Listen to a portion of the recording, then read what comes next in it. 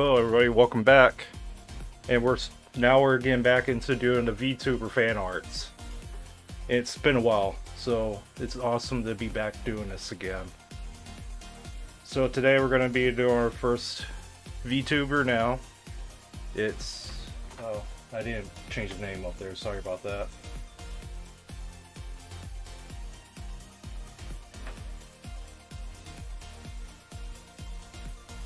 Hello, how you doing? Yeah, you're probably from the Columbus convention, if I'm right, the comic book convention. Yeah, so like how this works with doing the VTuber live streams is it started from the fan base that seen my artwork and everything, and they helped me grow my my fan base up over time. So it's kind of like giving back to the VTuber community. So how this works is that I hand select different VTubers just randomly, and I make a fan art piece based on their character. And they get the free copy of the artwork and everything. It's just another way to give back to the community. And plus, a lot of different designs I've seen over time, it would be a lot of fun to try and make a piece off of just by the design. So we're going to be working on the VTuber's name is, let me bring it up again. I'm horrible with names, sorry. Meloetic Strike, if I say your name right. Hey, how you doing? Oh yeah, even though like the Buckeye Con was kind of small, but met some awesome people, including you guys. So it's awesome to see some new faces on this stream, and hopefully Melo's fine. All right, I'll definitely say it that way, make it a little easier. Right now, I'm trying to make sure that everything's all running right on both ends of Streamlabs and Twitch real quickly. My whole system got updated, so everything's kind of a little crazy. So I'm going to take care of that real quickly, and I'll definitely answer some questions if you got some questions too.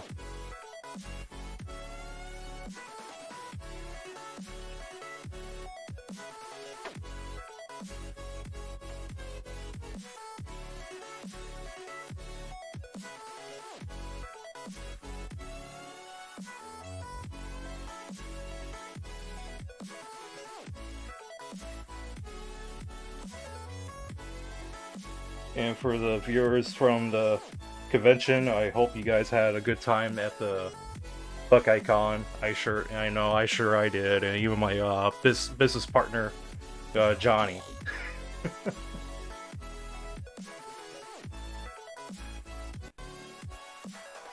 Yeah, looks like everything's going all right on my end. That's good.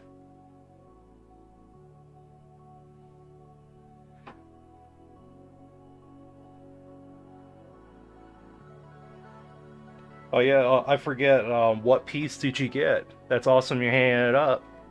We just got it. We just got into a new show this coming weekend in Toledo, Ohio, and this one is for helping. This is for I forget the event. It's a motorcycle rally. It's something. It's not anime comic book theme, but we do automotive artworks as well, and include motorcycles. So, this show is a charity show for people that have problems with dealing with suicide and stuff like that. So we're going to be donating a couple of artworks, and I'm going to be doing a demonstration there and donate that as well. So that's going to be this coming weekend. We're going to start doing that. Oh, okay, yeah.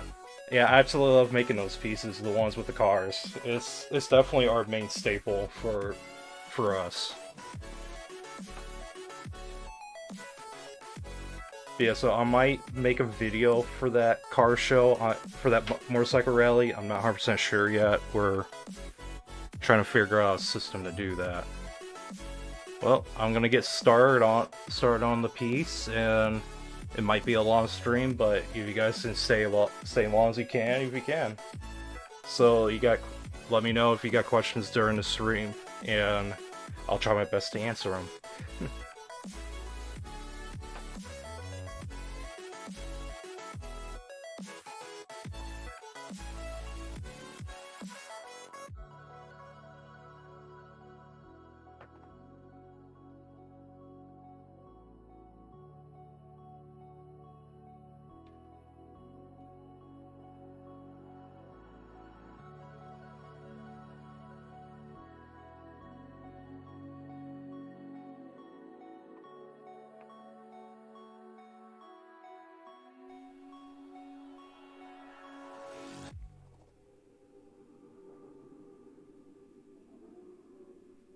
So I think I'm gonna get started on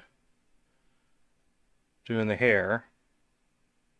Let's see, is this all good? Cool. Like I said, a whole bunch of things I did a whole bunch of update on the apps themselves on here and computer too, so I'm trying to get everything all comfortable now, because I usually use Procreate, but it became a little bit difficult to do certain kind of like line arts and stuff, because like stability control on Clip Studio to me feels a lot more comfortable to use, because I usually do pinstriping for a long time and used to have a pretty good steady hand. Not so much anymore, but I love using Clip Studio just for mainly for that feature, and got a whole bunch of different tools in here, so it's gonna make the process of making these pieces a little bit quicker.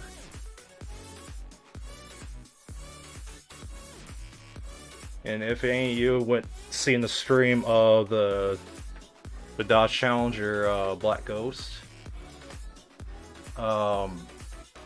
just yesterday I just dropped off the piece.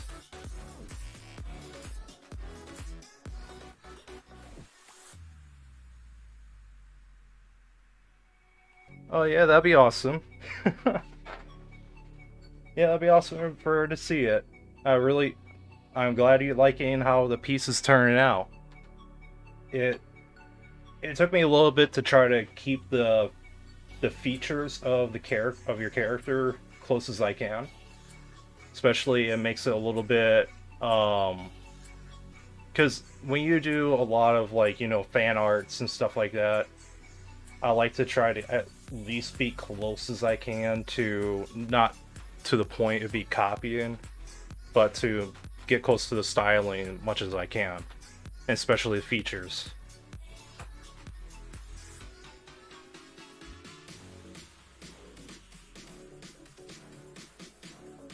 And just about ready to change the.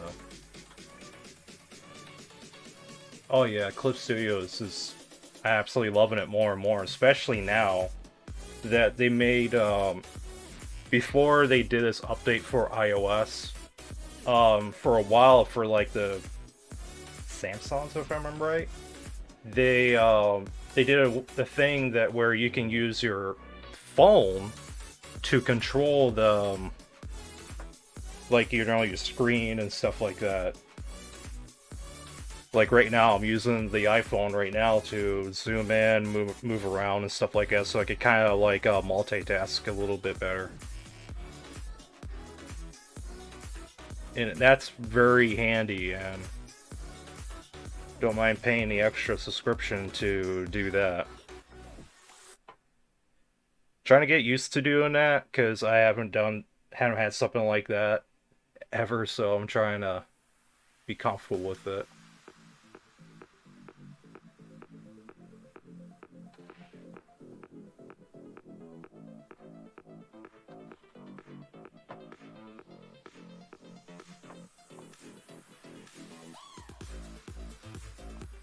Yeah, I did a couple like wolf slash like fox based kind of like characters a couple times for VTubers.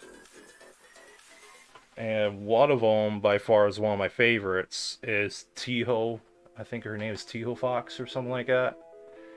And that was probably early this year when I did it, if not sometime last year. And I just went crazy on the colors and the styling.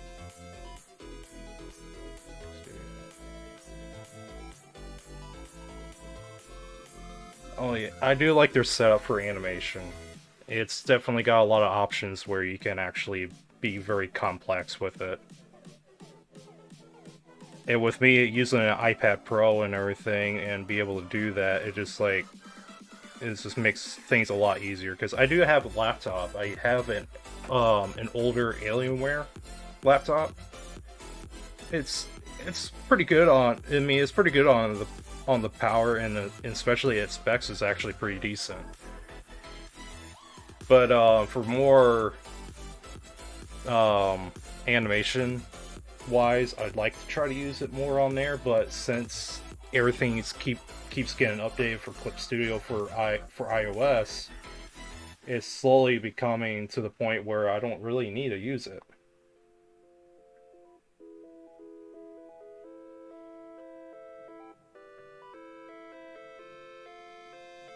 I have like a graphics tablet for the PC.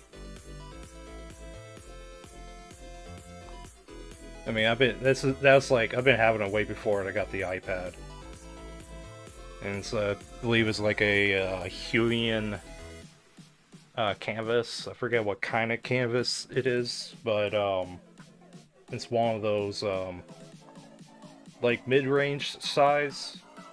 So a little bit, the screen's maybe a little bit smaller than the iPad Pro. And I have that out. I got a desktop as well, which eventually I'd like to update its specs. Mainly RAM wise. I mean, everything, the graphics, the CPU and the graphics card. I mean, they're perfect, but it just doesn't have the best amount of RAM that I need for doing more of the heavier things.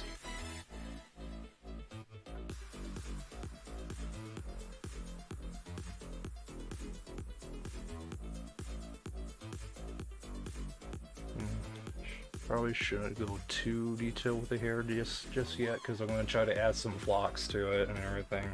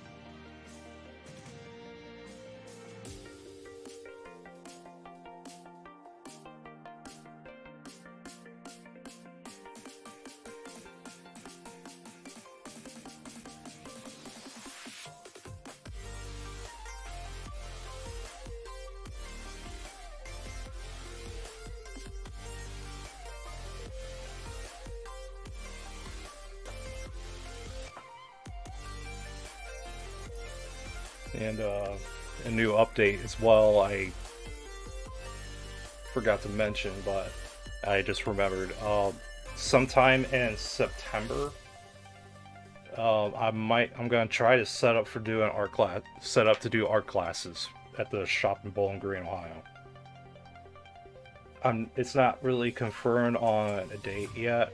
I need to get things set up with the owner of the shop. So we're gonna figure out a schedule where anybody can come in and everything. But I more likely will be live streaming as well. But here's the thing: if you want to get into classes, you're probably gonna have to pay to get into the class, but you get a whole bunch of little goodies along with it. So art supplies and stuff like that to follow the steps that just follow the things that I'm using and everything. So you get like a nice amount of stuff along with it when you go pay for the class. But as for the for the live streams, you're pretty much just going to be watching it more than actually being there with the supplies and everything. Draw tool.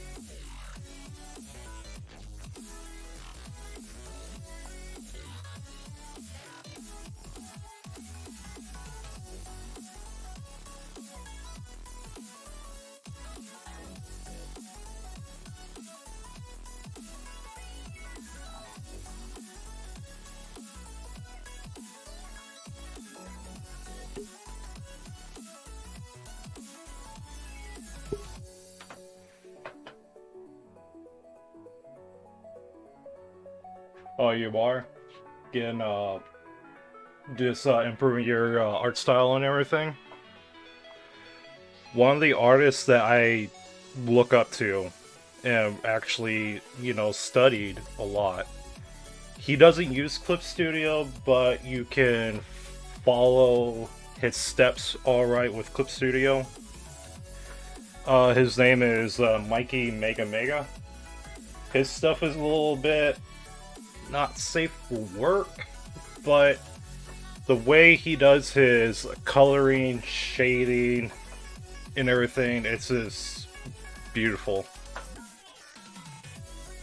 If you go and look over that and stuff like that, and he's got tutorials and everything, and it's a great channel to check, great artist to check out on YouTube. And I think he does stream too on here.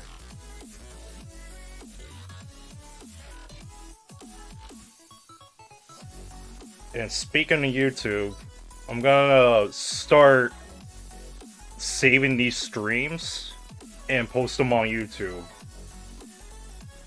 Because the way Twitch works, over time it doesn't save all of my streams recordings. There's times that it will have to delete it over time. So I'm gonna start posting these live streams on YouTube here pretty soon on my channel. And I might be doing more YouTube kind of stuff too. Just really depends what how I'm gonna set it up. Because I don't mind the platform, but it's just to the point. It's not really worth it to make money on the platform anymore. So pretty much just going to be doing it for like, for the heck of it, have fun. It is another way to have fun with everybody that follows my work.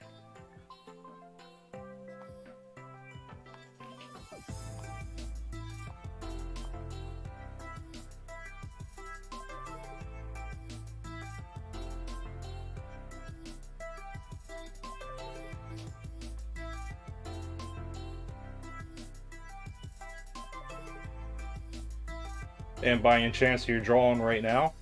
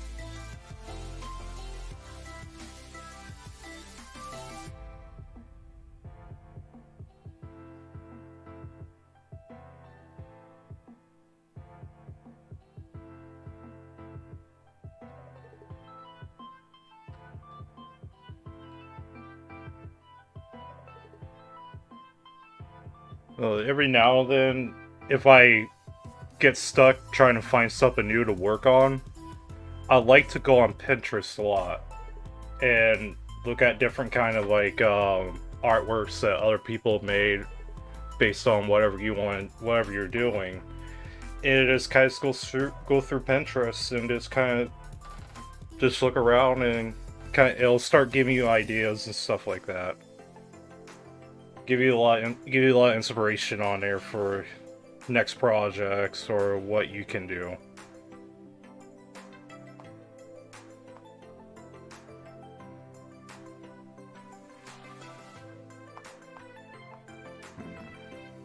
Not sure I'm liking that part too much.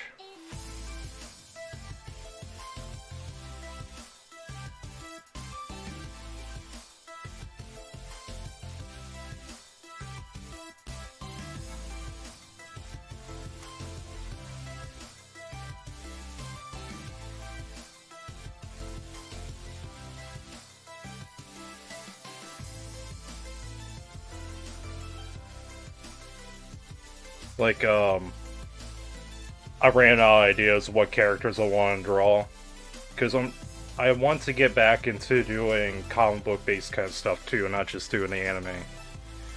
But, kind of still do the anime art style, but try to push more of the, like, Marvel and DC kind of stuff, Image Comics mixed in.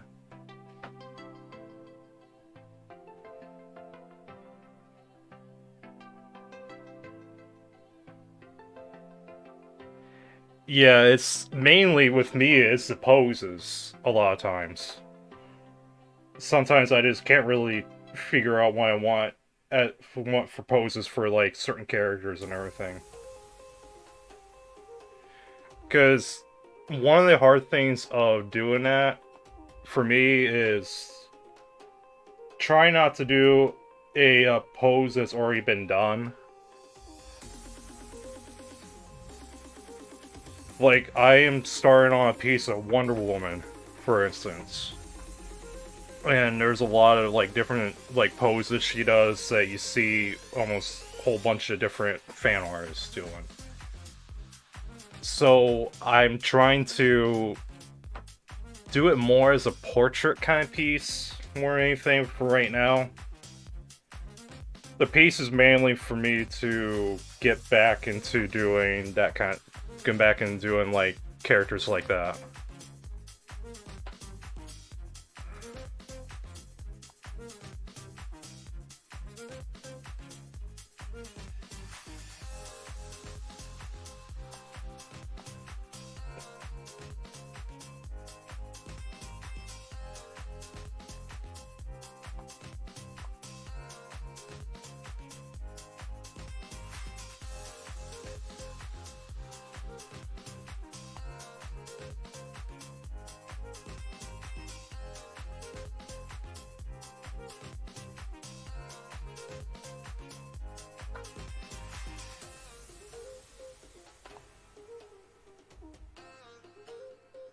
And if you want to do something different to try to get some ideas, I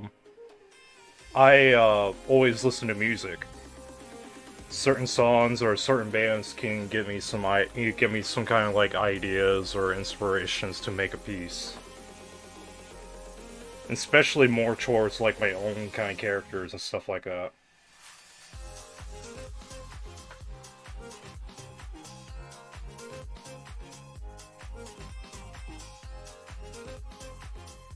Yeah, I agree with you. Do the anime arts. Do the anime art is a lot of fun. It really is. Like I didn't draw anime or like years ago. I mainly did a lot of car stuff, and I never thought I would get into doing anime at all. But over time, I came across people from overseas that are fans of my car stuff, and it got my interest when they're telling me, "Hey, can you try this art style out? You might end up liking to do this stuff." I had doubts on it before years ago, I mean, because like a lot of this kind of stuff didn't really interest me when I was younger. But when I did, it's definitely a lot of fun, and especially if you're trying to make your style stand out and stuff like that, it's become a little bit harder and harder over time. Like it took me a while to get the style I have right now, and I started drawing anime in 2016.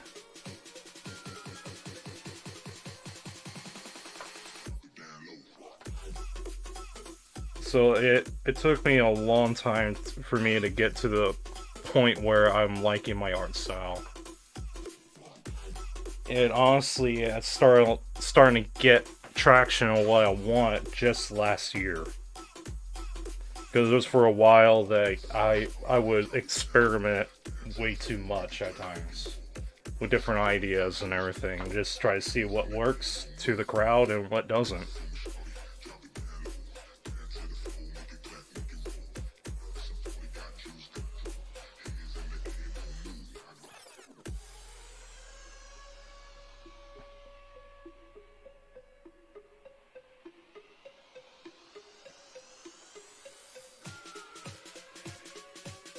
And like a good example and another thing is like with the hair. I like a detailed hair, but I do not want to go too far to the point where it be look a little bit too realistic. I did a lot of different trials and errors for getting to what I want to have.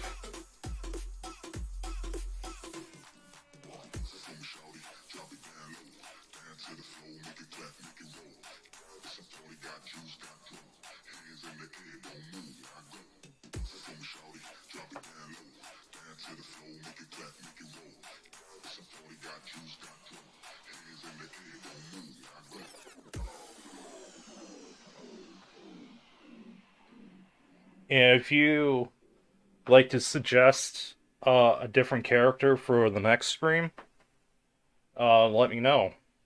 And if you know different VTubers that you think you want to see to get done and, be hand chosen from a different character, that'd be great and let me know. And like I said, is once they're selected, they get the free copy of the piece that being finished during the stream.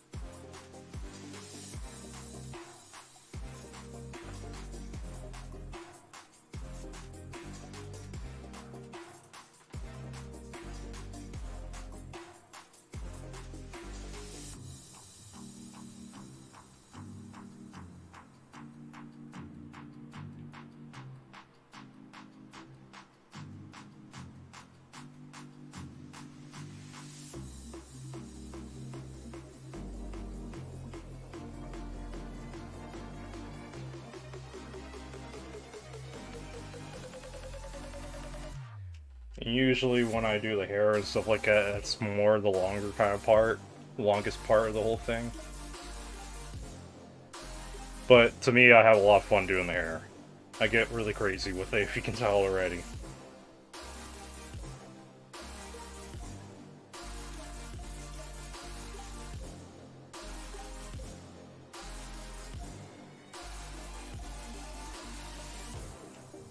Creepy cute kind of thing. That'd be neat to see.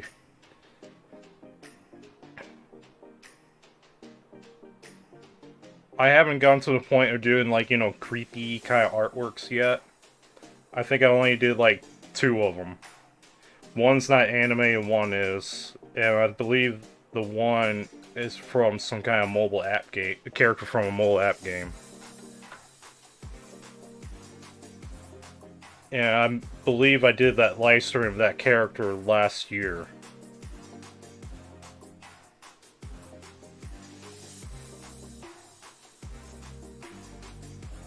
And I found out about the character through YouTube, but I forget the character's name is. But it is a really neat looking design. If I can find it, I'll definitely try and bring that picture back up. It's like she's got a halo on her head, kind of like an angel, but the halo is like all blood red, and you got the blood dripping down from the halo and everything. It's really unique looking style. I guess you can't really say style, design, I should say.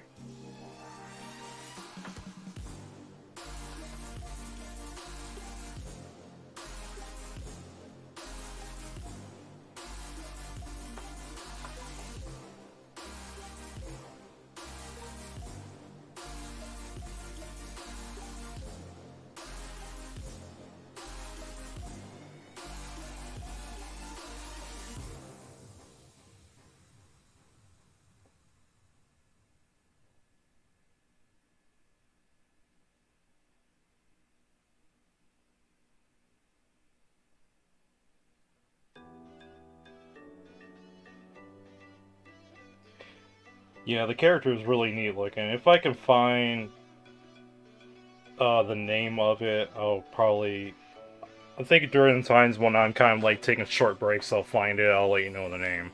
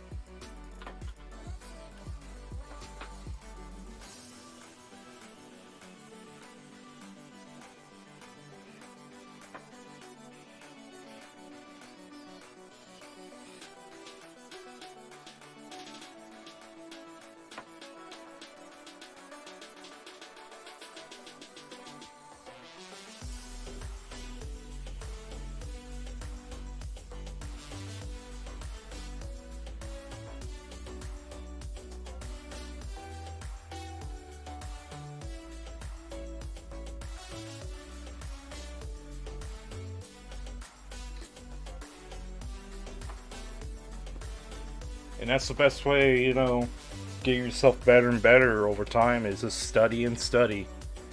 I I do this for a living, and almost every day I draw random things and I study an awful lot to try to get some different ideas for future pieces.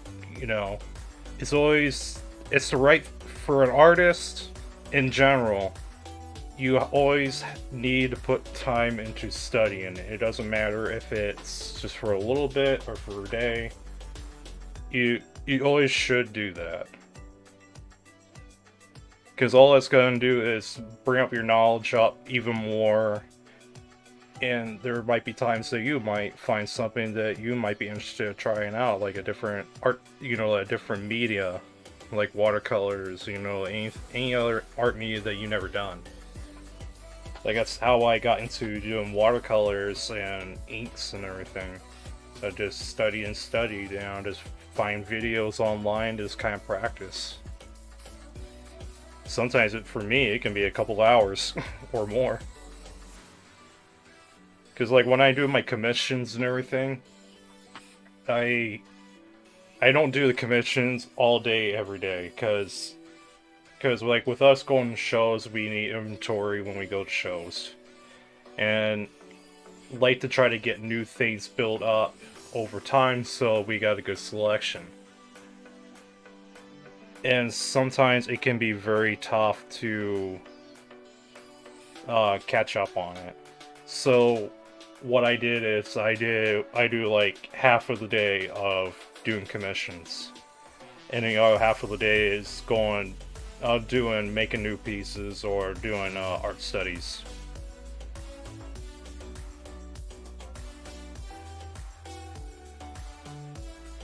Trying to find the duplicate. There we go.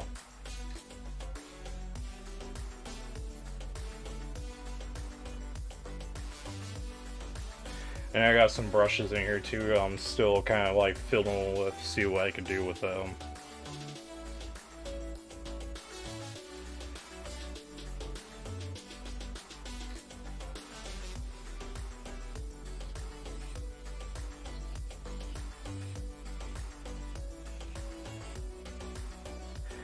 Yeah, and that's the killer for me, is burnout.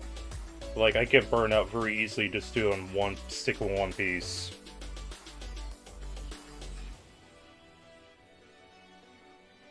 And like, I know many artists that told me this all the time.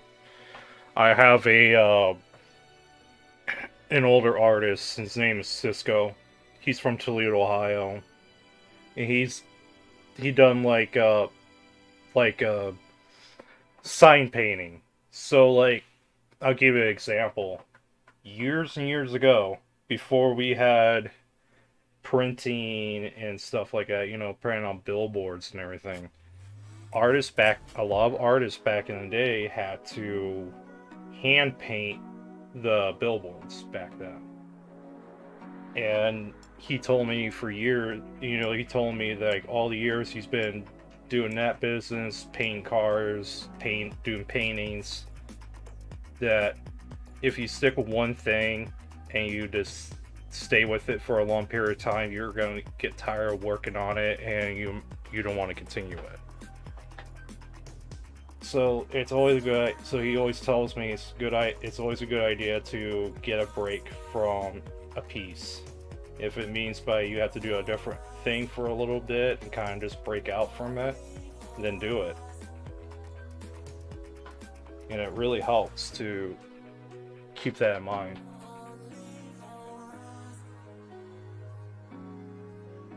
Yeah, I absolutely love my Bulma's 30s hot rod.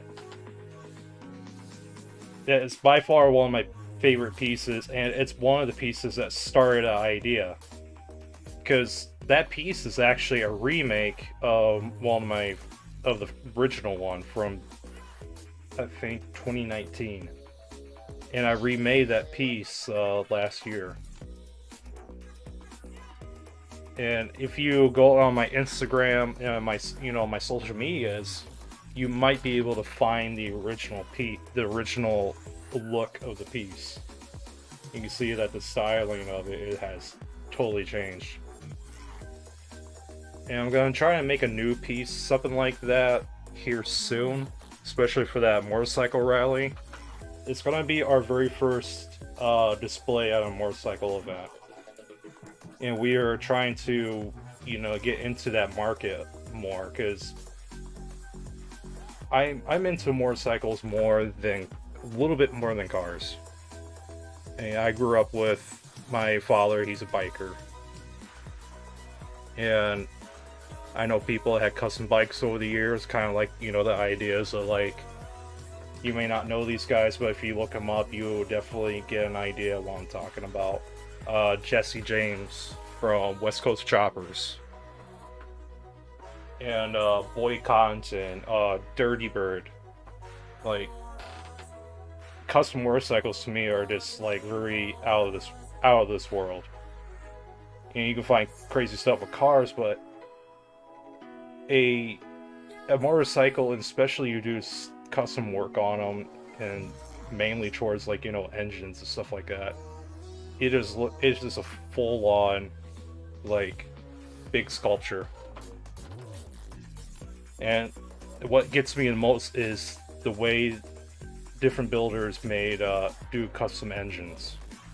For instance, like the polished aluminum and steel.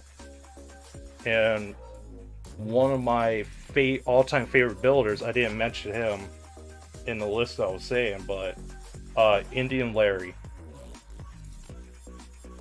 Now, Indian Larry is a fan of Indian motorcycle,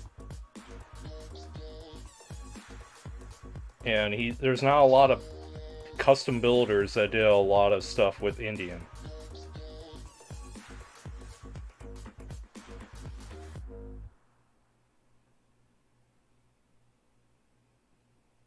So like, if you look up the Chopper build off on YouTube, you'll find the episodes there. If you look up under Indian Larry, you'll get an idea what his work is. He always likes to break the barrier of being different on design and the way you do the builds. Like he mix a engine up on an older Indian head, engine heads, and a Harley Davidson head in the same block. And you don't back during the time when they're doing that, that's really unheard of. But the guy, he's one of the best in the industry for building, for doing engines. So I'm hoping to sometime before the motorcycle rally, I want to try to make an anime piece with the old school custom chopper.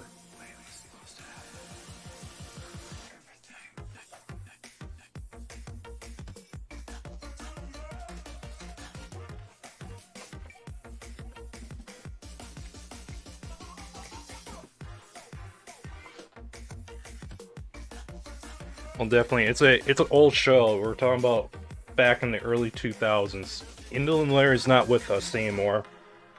God bless his soul. Awesome guy. And he passed away by accident when he was doing his stunts. Because before he got into doing custom builds on motorcycles, he is a stunt driver for the circus in New York, and so he does like this stands on the bike, standing up with his arms out, and he just bounces from there. Amazing, and he ended up falling off and ended up passing away.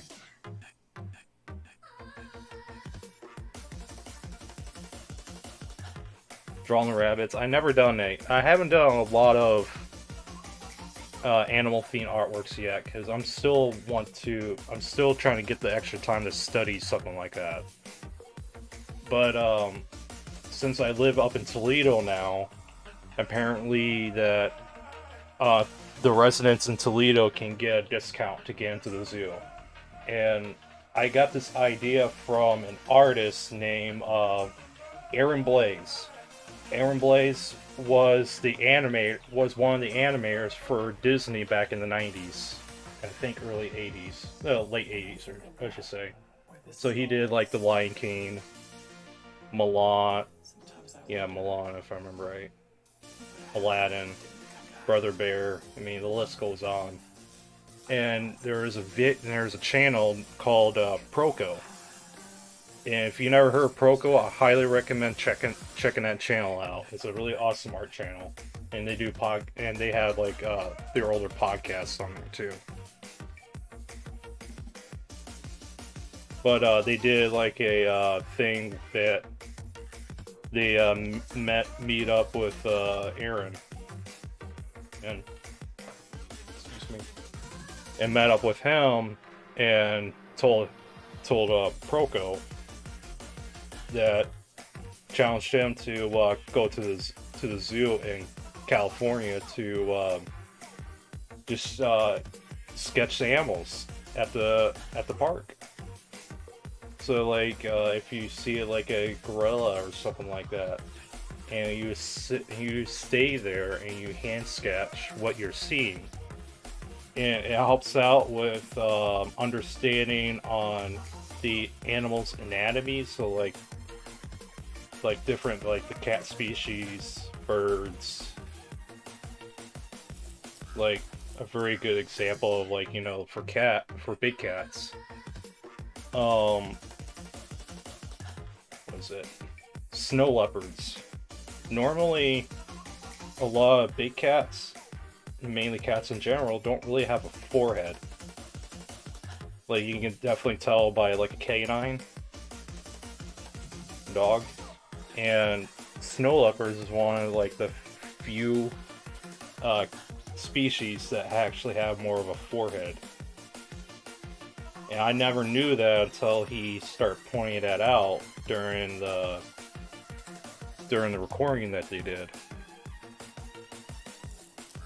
And when you do live studying, it don't matter if it's animal, a person. It's a really good experience to do live studies. I went to like it was like going to the Columbus the Buckeye Con. It was the first time I went to Columbus since 2011. And in 2011, I got put in a program, one to hand selected students to go to the Columbus Art College. And what they do is you stay there at campus for 3 weeks, and you just pretty much go in the classes on at the place. And what's awesome about it is if you decide to go to that college, all of your what should I say? Your credits and your grades and stuff like that gets carried over when you go to college. So you're pretty much getting like a head start into doing for going to that college. I mean, it's a really cool thing, but at the time we didn't have the kind of money that for me to get into that college. I mean, it's an expensive college.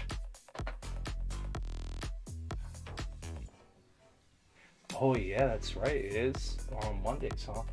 Oh yeah. I'll probably have to make plans to do that. Cause like I want to get into doing animal art as well, and I believe when you go up to the zoo and everything and actually do life art studies up there, it makes it more. You learn a little bit more doing it that way, especially if you're doing live studies. And it's like what I was going to say about that art college. They did a lot of like live studies of people and stuff like that. And you got the model that sits in the middle, and all the students sit the all around that person. So they pretty much the teacher randomly picks you on a certain spot, and you have to learn how to draw from that view. And we only get like 15 to 30 minutes to do a quick sketch of the figure, and he tells us to swap seats and do a different view and draw in a different view again. And that's how I learned to do a lot of human anatomy, is from mainly going at college. I don't remember the professor's name is, but it was a really cool experience. And if I be able to go back to that college, if I able to go to that college down the road, I absolutely love to. But now it's to the point where I really don't need to do that anymore. I don't need to really go to college for doing the artworks anymore, because I pretty much pick myself up from there.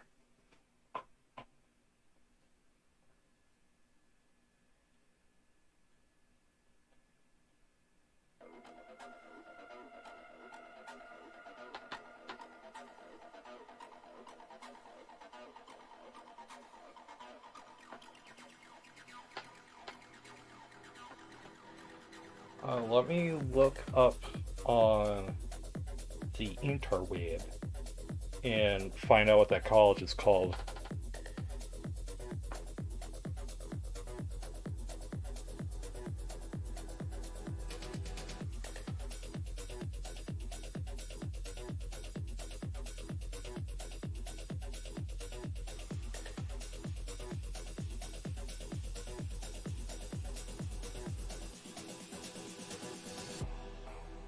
Here it is. Columbus College of Art and Design. That's where I went to. And it's a very well known art college in the United States, too, for what I've been told years ago. Because it's to the point where when you graduate that college, you're more than anything have a guarantee to get a job when you leave that college.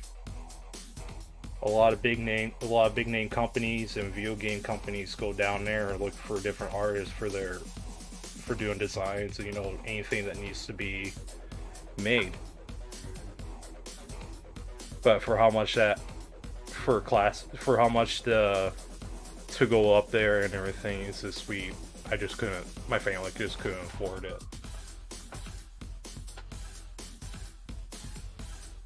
So pretty much over the years, what I did is I did everything all by myself. And YouTube became my thing when I was learning. I would watch the different live streams from either YouTube or Twitch, or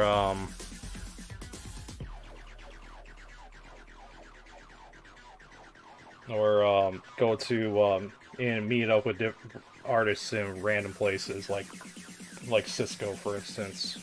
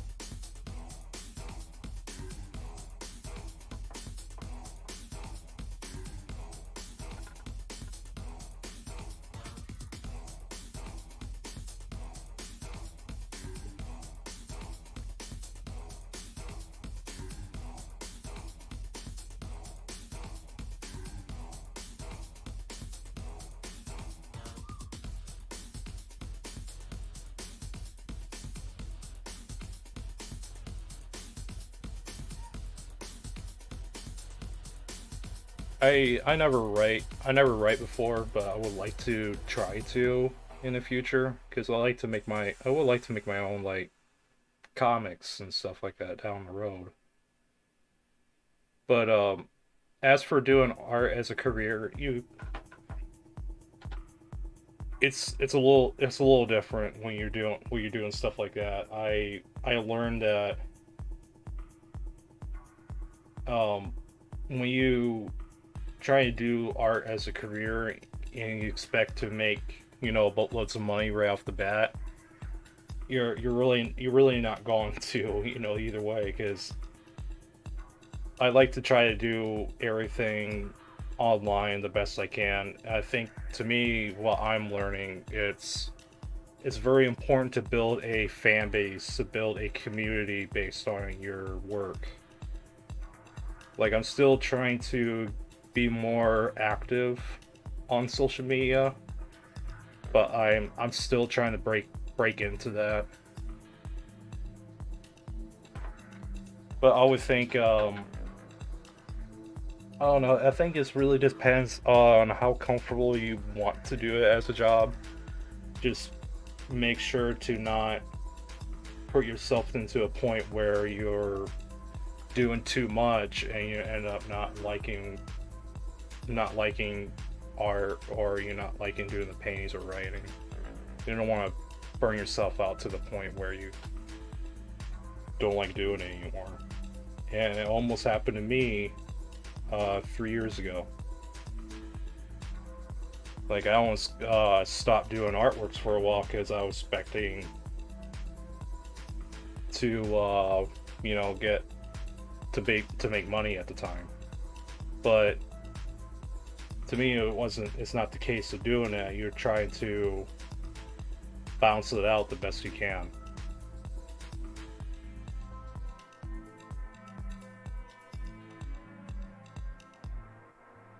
So so it just really depends how comfortable you want to do it. If you want to do writing as a career or drawing.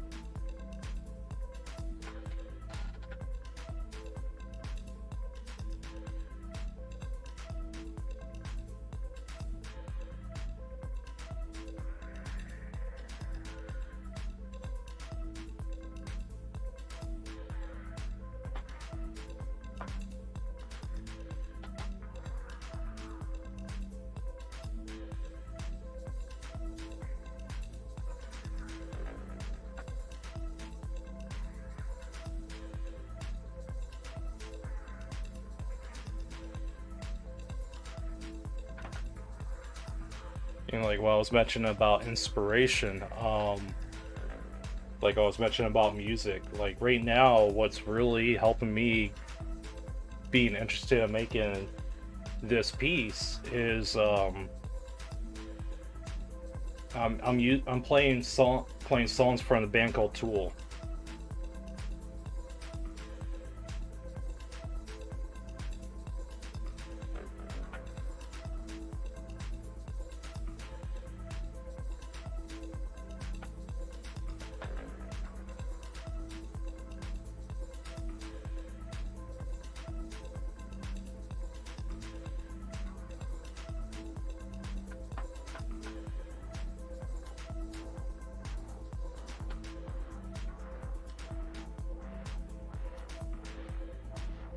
And I tip my hat to you for writing because I'm trying to get into that, and it's hard for me to get motivated to write, especially when you never done. Especially if you never like someone that never does it. It makes it very difficult to like for me to get into it.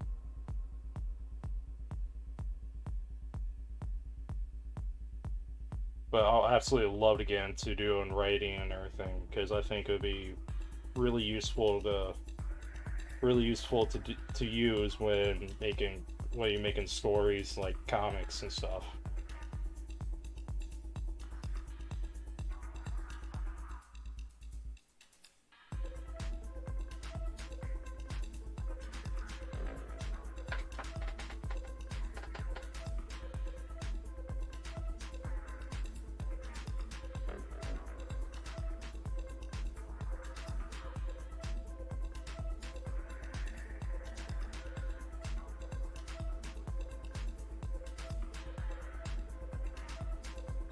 I think we're getting close to finishing up the hair and fur of the character.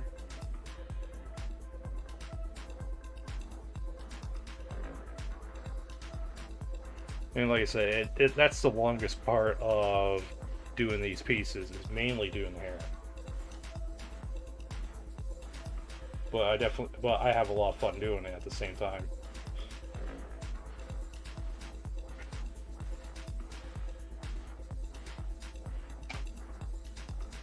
Yeah, that is the hardest part. You pretty much put the nail on the head on that one. Is pretty much just sitting down and do it.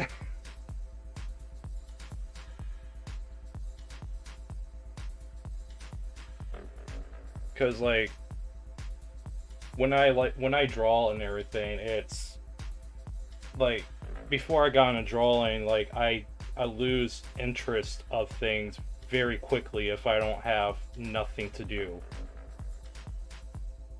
So like if I'm not drawing, I feel very uncomfortable. Like I have to do something to keep my mind occupied. So like if I go like a family gathering or something like that, or you know going somewhere, I carry my iPad around.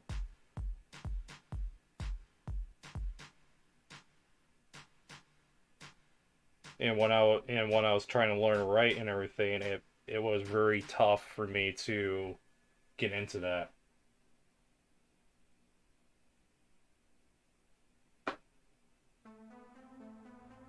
Yeah, I agree with you about inspiration. And it feels like even when you try to get inspired by something, sometimes it could be very tough for to be motivated to follow that inspiration.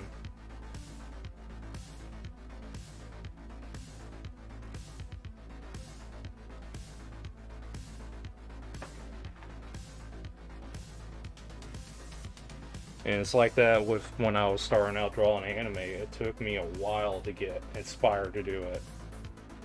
Because there was a good number of times to like I just lose interest on doing it very, very quickly.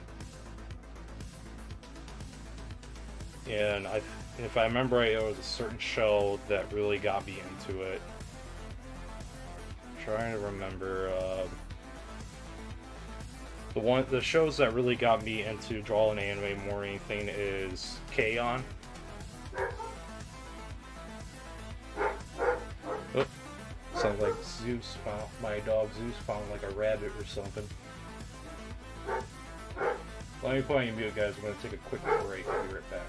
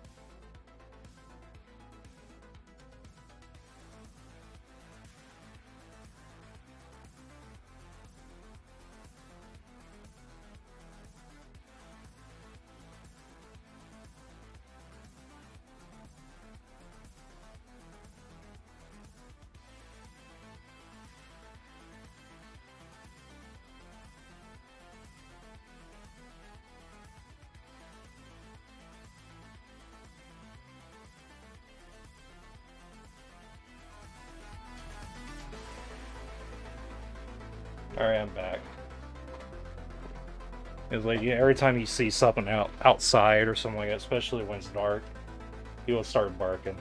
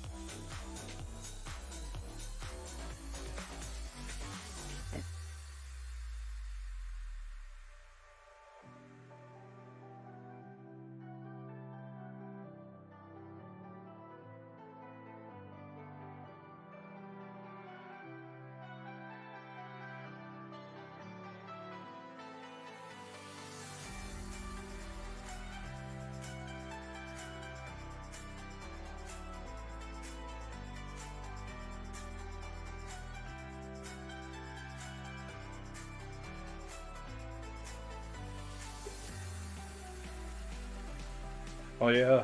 How long you been making that story by any chance?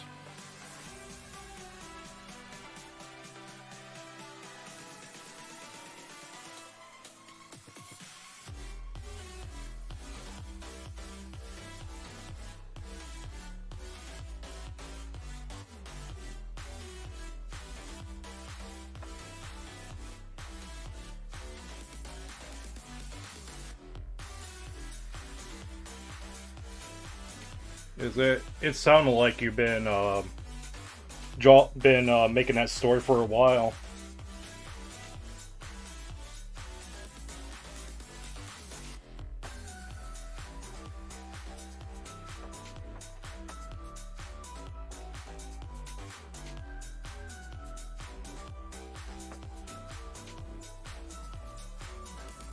Oh wow, that's a while.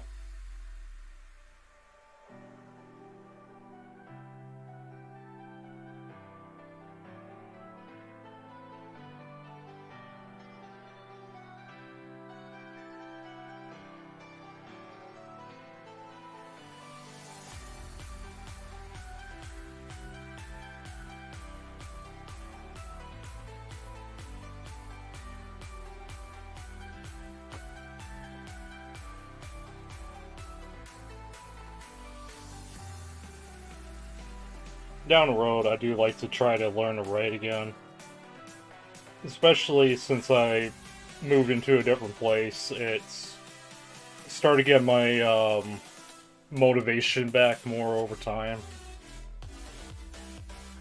I'm not sure fully what I want to do for a storyline, but I'm still figuring that out.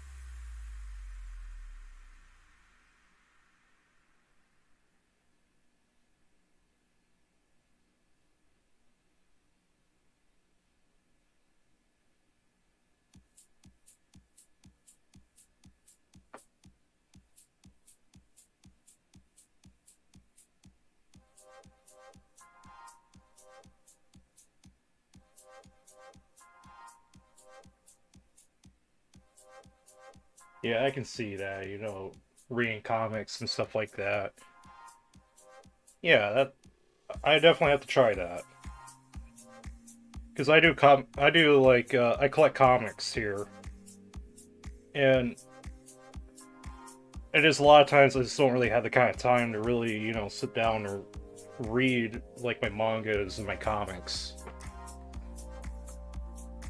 But I definitely would be in. But I definitely would try that. Definitely try that out. That'll just give me some kind of inspiration to try to do it.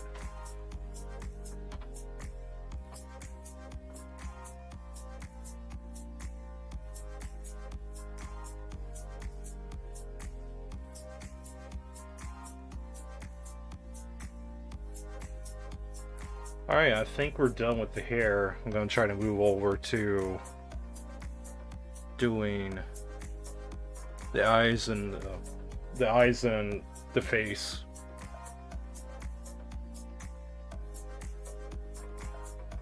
Let's do that.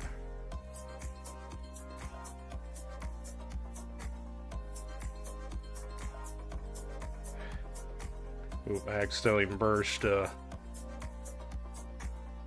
There we go. Oops.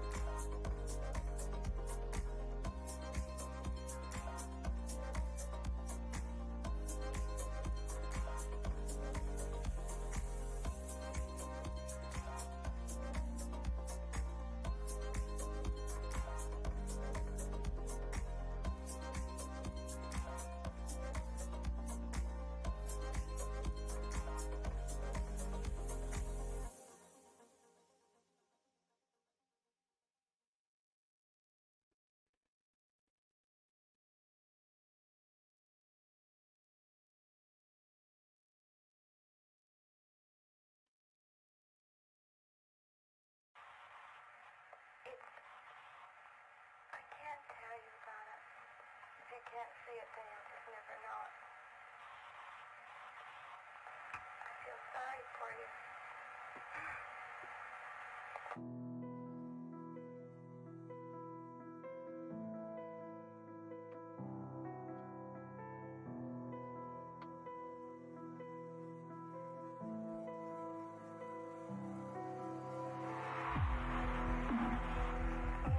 Can you feel it? Everything is so beautiful and lovely and alive. You shouldn't say anything about anything not being.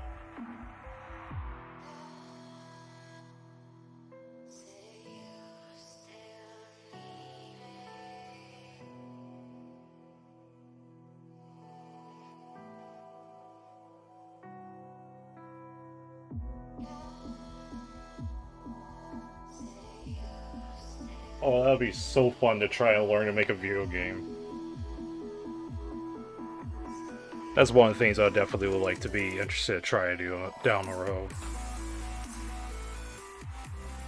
And yeah, I agree with you on the music. Like it took, like I'm learning to try to do that right now. And I never like I'm trying to move towards stuff more rock and roll, metal based kind of stuff. And it's very hard to try to do that when you don't know how to play guitar.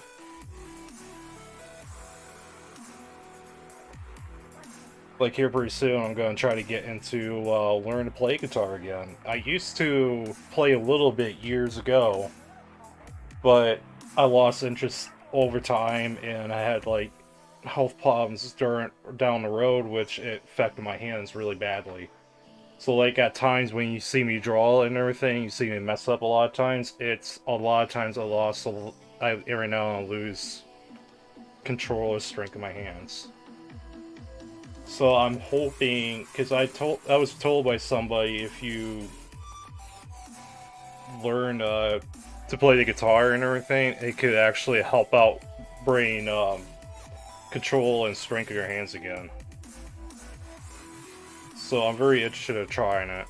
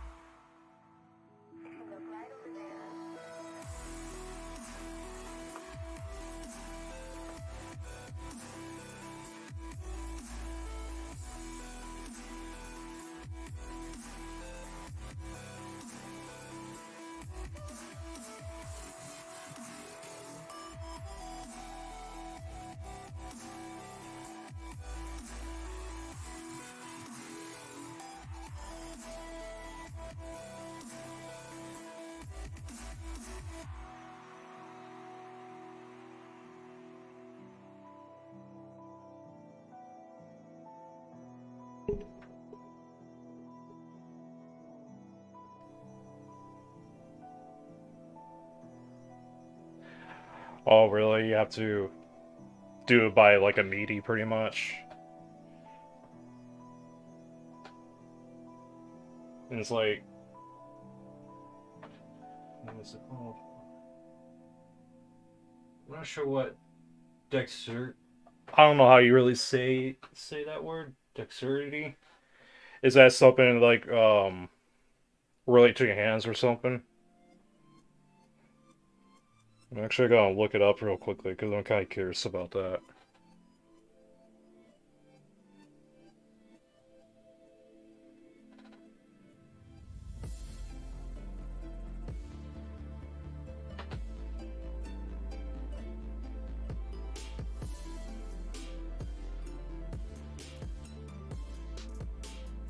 Oh yeah. Okay.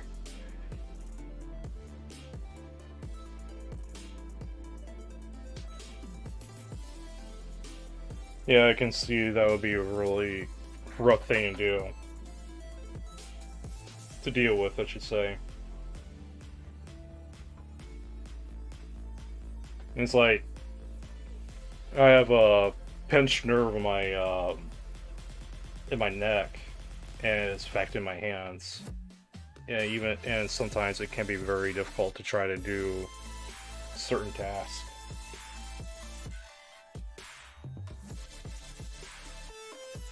And it's like because like I quit playing the guitar when I started having those problems, and I'm hoping here soon I want to try to get back into it because I think I'm getting better control of what I'm dealing with right now, but I might try to get back into it again.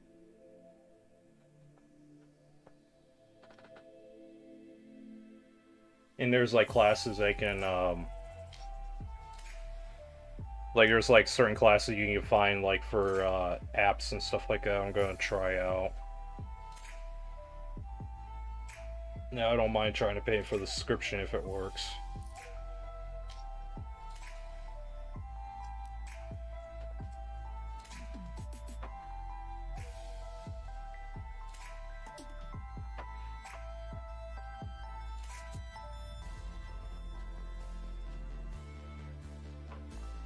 And that's what's nice to doing things on MIDI. It makes things a lot easier to do when you're trying to make yourself with music.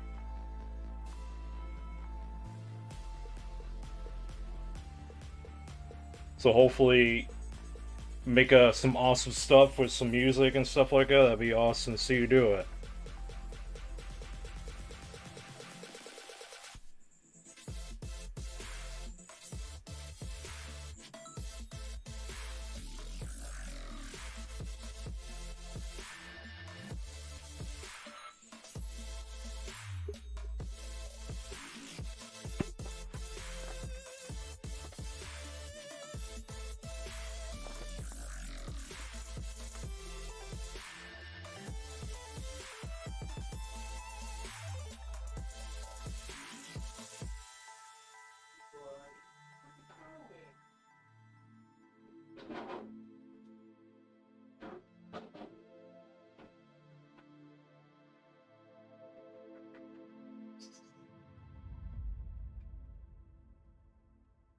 Come hang out with me, buddy.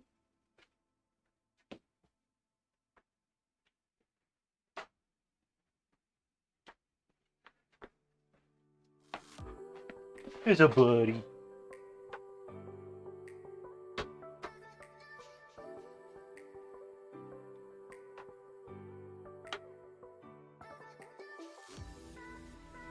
Yeah, I agree with you 100%. That's the part I'm struggling with as well. I mean, like, a lot of bands that I know are, kind of struggling with that too. Like, I give you a good example. Slipknot. I'm a Slipknot fan, and they just made they're making their first new album, and who knows how long. Same thing with Tool. I mean, it's like you say, it's getting harder and harder to make something new that doesn't sound the same.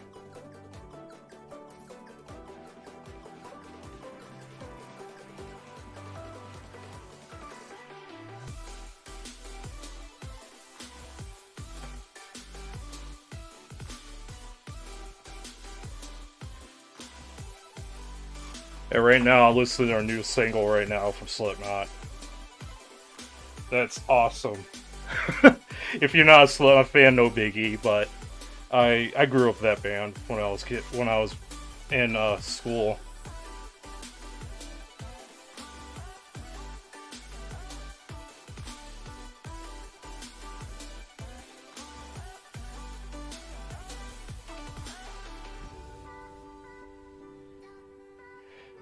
So right now I'm doing the eyes right now. It took me a while to figure out what I want to do with to get the inspiration to do my own look of the eyelashes, the eyes, and the colors and everything. Because there's a lot of people that do some really amazing detailed eyes and lashes, and trying to go to like the very detailed stuff, but not go too overboard. Try to make it as a even middle ground.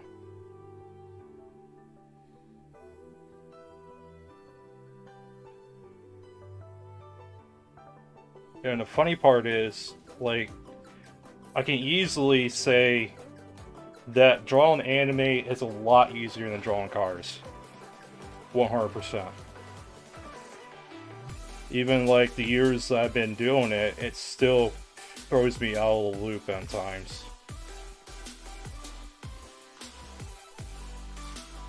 And like here, the past car shows we've been going to, you know, and bigger ones as well, we haven't been doing too well.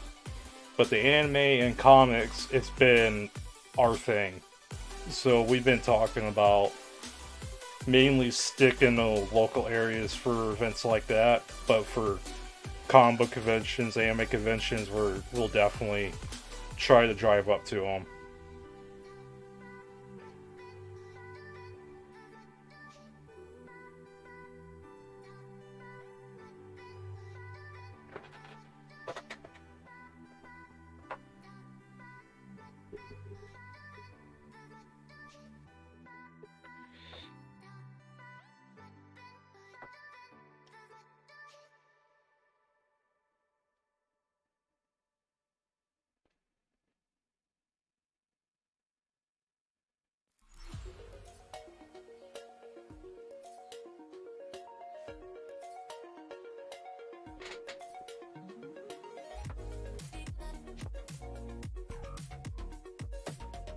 Hi, Zeus.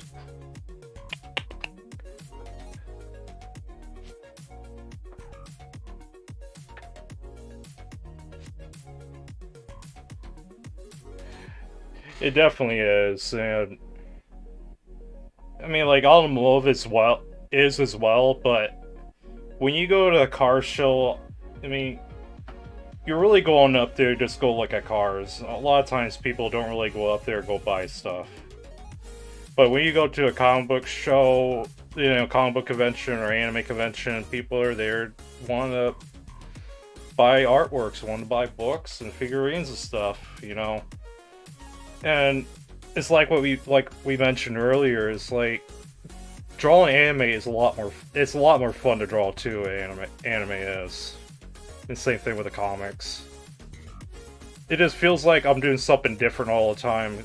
And if you drawn cars before, you'll get this feeling that you're drawing the same thing over and over again.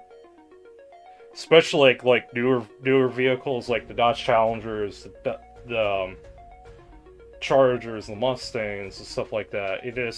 They may look different, but on the long run, it feels like you're doing the same picture over and over again, even though it's different.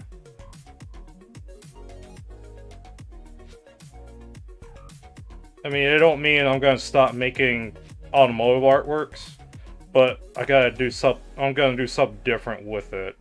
So that means we're gonna be doing more of the anime stuff with the cars more. Because at the end of the day of a car show, we sell more anime artworks, let alone even more with the anime girls with the cars. That's our big sellers, is that stuff. So we're trying to stick with that nowadays. And like even like my business party didn't really think that this could work. You know, that idea could work until we went to a comic book convention. We went to anime conventions and comic book conventions and sell them there, and car shows, and that's our main sellers. And plus, it's just it brings something different too. Because if you look up anime girls with cars, mainly you're going to be seeing mainly Toyotas, Nissans, maybe some European cars, but you don't see it too much. But with American cars, it's very rare when you see that. And probably the only best example I can say for American automotive with anime is a TV show. They only had 3 episodes called Gunsmith Cats. It's kind of like remind you of Starsky and Hutch in a way, but it's like animated. If you look, yeah, if you check that out and everything, it's a really cool kind of show. It definitely feels like Starsky and Hutch.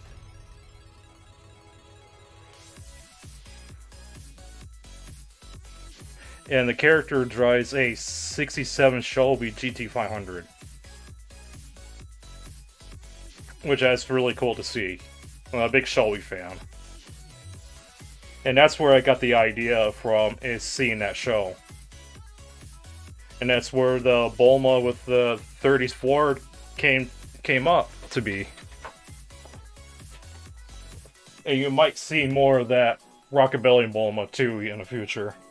And same thing like with other characters. I'm loving how the eyelashes turn out. That's working really good.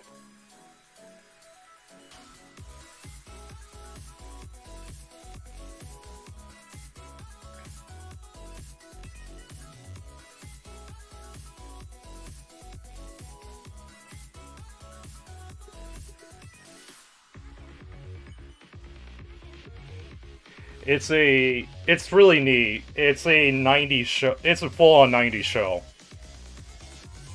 and they do make. If you really want to follow its story too, you're better off finding it in the manga too. There's a lot more mangas of that more than shows. Like I say, they only did like 3 episodes and that's it. So if you read the manga, you're gonna be in for a treat. And what's funny about it too is that during the series of that, of like not the show but the manga series, they do like little information about certain guns in the show, because one of the characters is like a gunsmith. That's why they call it Gunsmith Cats. They're kind of bounty hunters in Chicago, Chicago, USA. And when that character has to like work on a gun, she does like a little bit like a history about it and stuff like that. It's really interesting. It's something really different, and that show really stands out to me.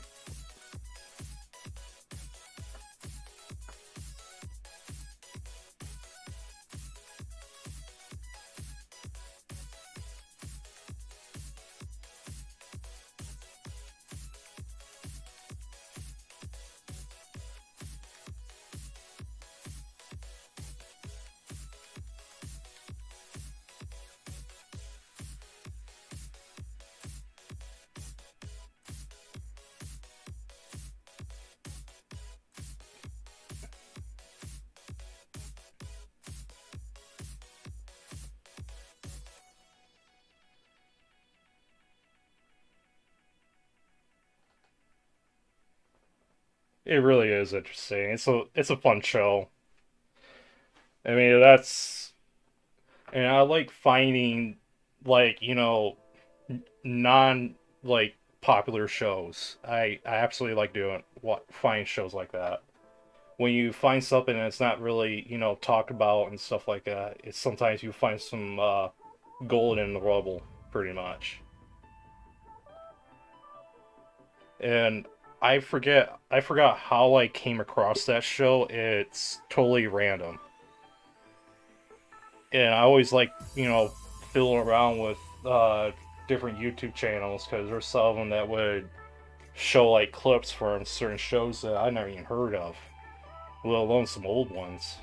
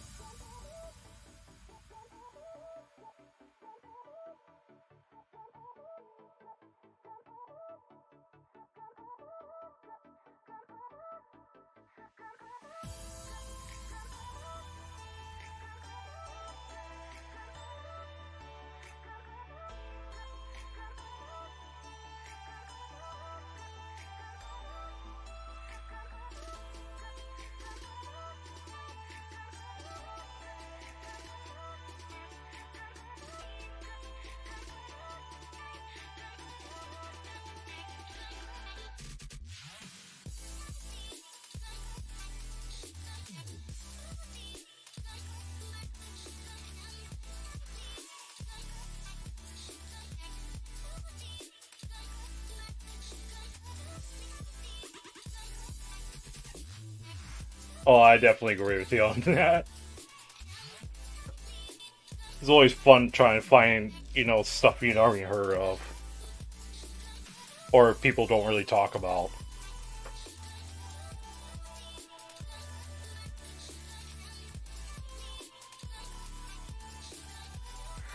Let's try to clean this up a little bit.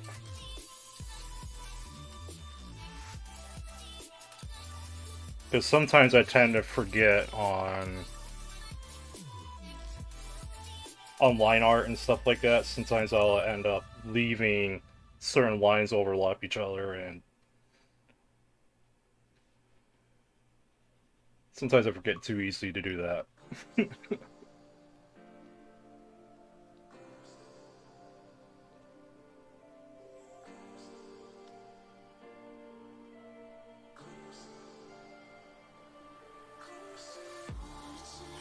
And I highly recommend you checking out her channel.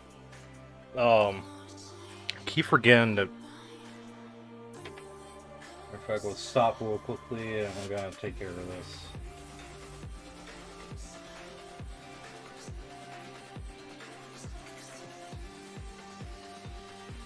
And like I was saying, I tend to forget at times to do stuff. Like I wanted to write her name on the caption on the top, but I keep forgetting to do that.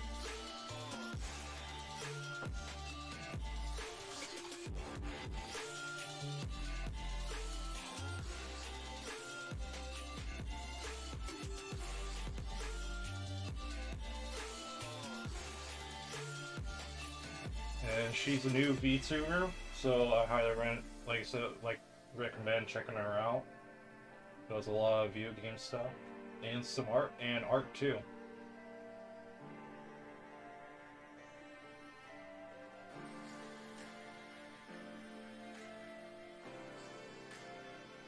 There we go. Now I don't have to forget. Now I don't have to worry about forgetting that.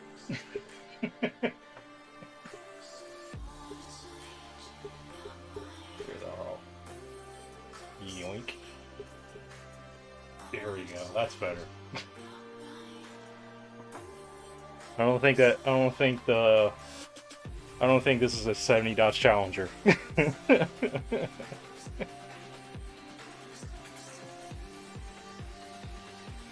But yeah, check her channel out and everything. Give her the support.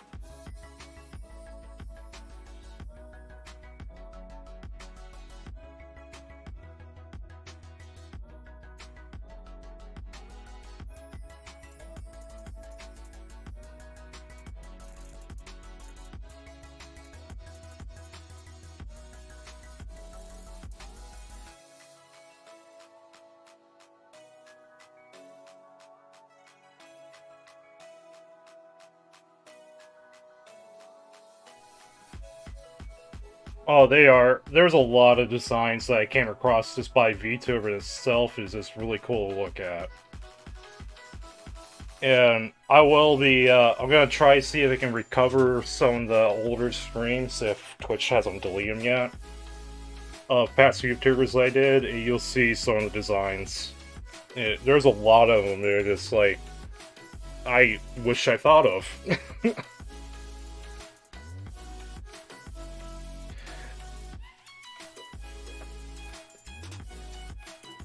But I'm gonna try to see about. I might try to upload some stuff tonight. It just really depends to see how well this stream goes for me. Sometimes it'll just.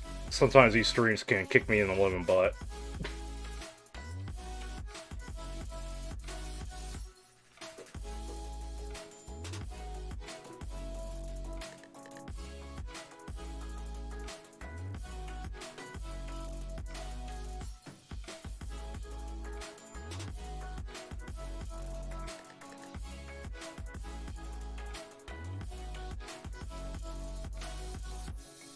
And like when you're making like the models and stuff, it's very tough.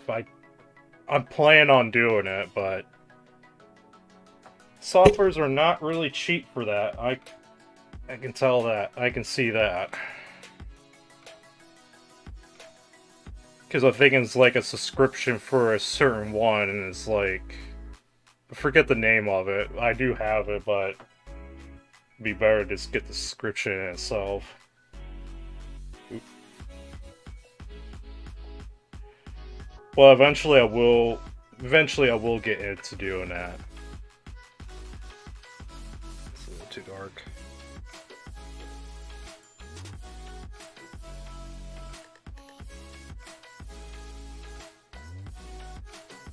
There we go. That'll work.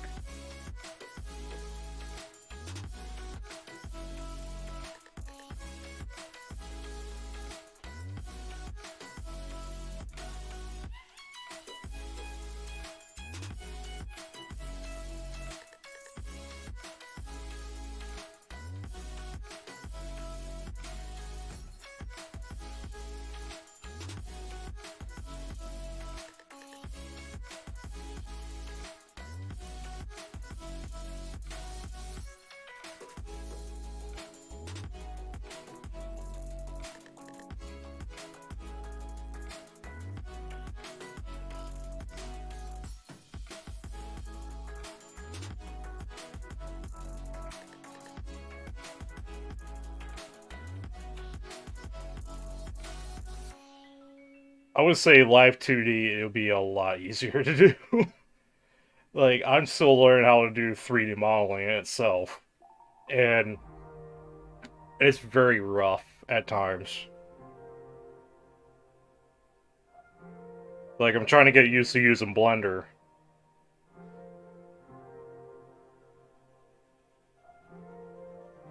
Because down the road, I have an idea for a future piece, but it's gonna be a while until I get the kind of money to do it. I would like to get a 3D printer and make my own custom uh handmade figurines. I'm gonna try to do it by clay and stuff like that because I've seen people do that, but I never gotten that far yet.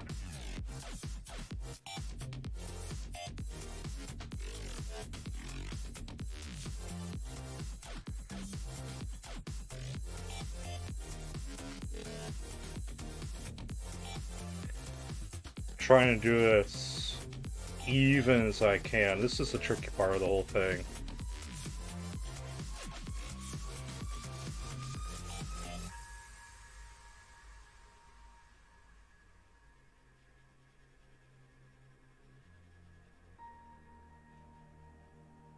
And I'm trying to do this in between the lines, so when I lift up, everything could be even out.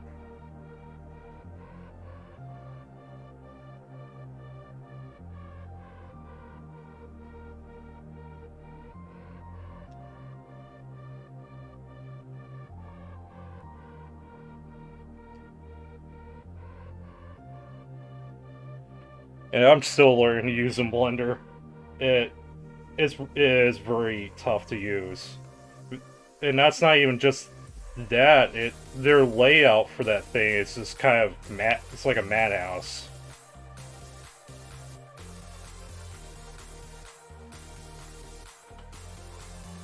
I think to me that's what makes me not want to do it. Is just their setup for their software is just a really like too much going on.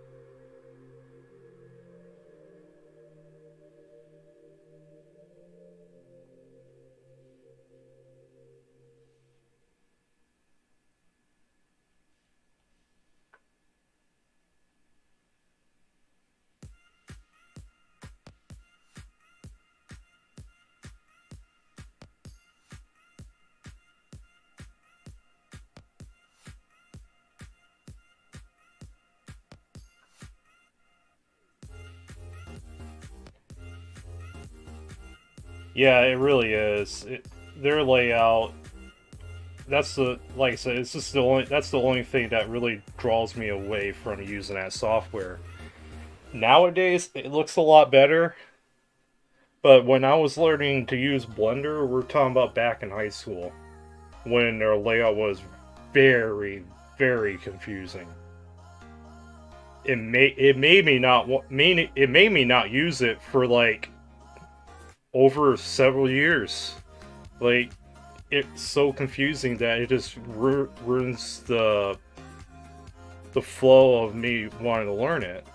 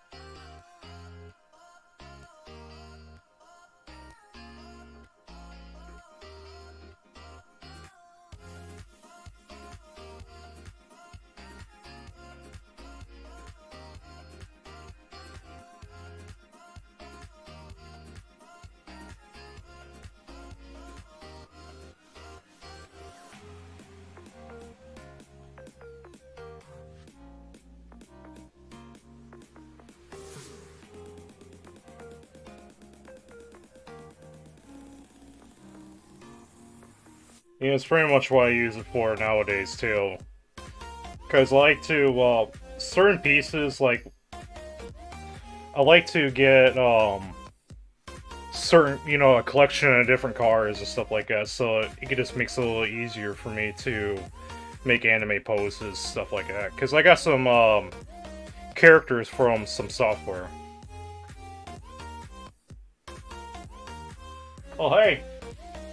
Yeah, it's looking awesome. I'm glad you're liking it so far. It's definitely becoming one of my favorites right now. But I think we're pretty much done with the line art itself. There we go. I'm gonna get a little bit up in the ears a little bit, kind of like split the hair and the inner ear. But other than that, it's looking awesome.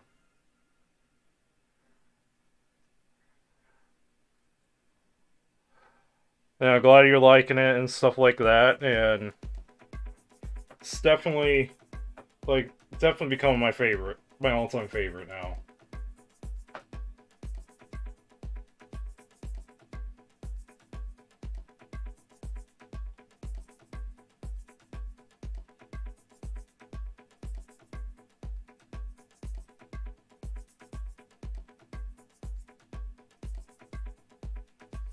Yeah, so let's do that part real quickly, and then we're gonna move on to do color. And it's looking like it might be a one-dayer piece.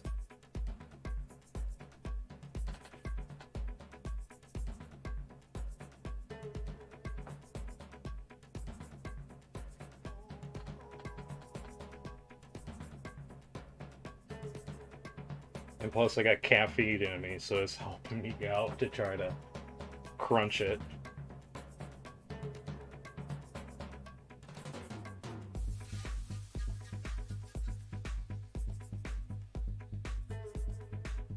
And what I do as well for VTubers, I didn't do it the last show, the Buckeye convention, but I'm trying to get set up to do this.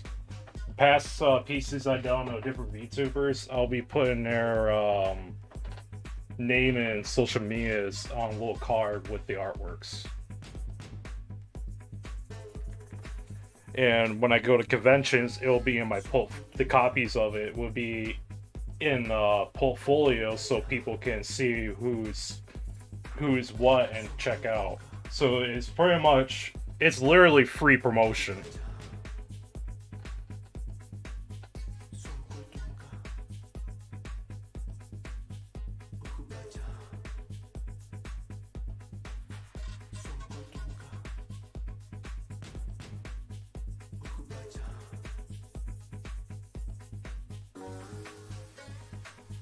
Oh yeah, like I like simple designs a lot. Because like one of my favorite characters when it comes to design wise is 02 from Darn and the Franxx. And people absolutely like that character and how simple it is. And that's what I like about this design that you made. She is a very simple character to work with.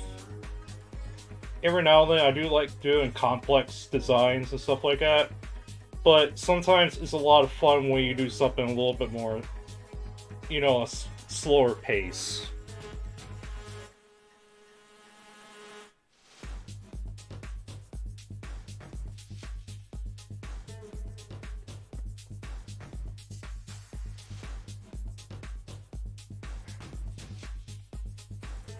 And normally, with these kind of streams, I try to do it as a one-day kind of thing.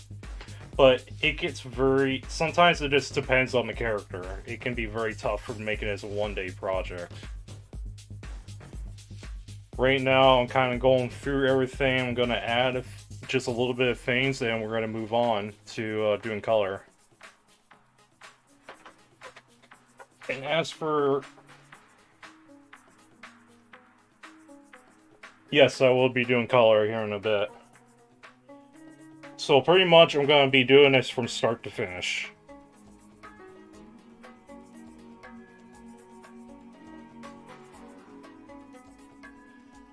And plus, doing these pieces quick like this, it's kind of like training myself to do these art demos and shows. Because, like, certain shows we go to is only like 4 hours long. So it's really hard to try to make a piece that quick and during a show. And that's something a lot of people, you just don't see a lot of people do, is making a piece during a time when they're displaying. And that's what makes makes me and Mad World Images stand out. Instead, we do these art demos in person.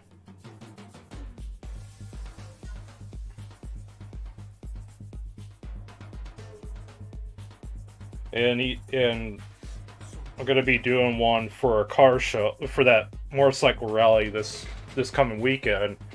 I'm gonna be doing a demo on there during that show, and I'm gonna donate it for the raffles so they can raise money for the charity.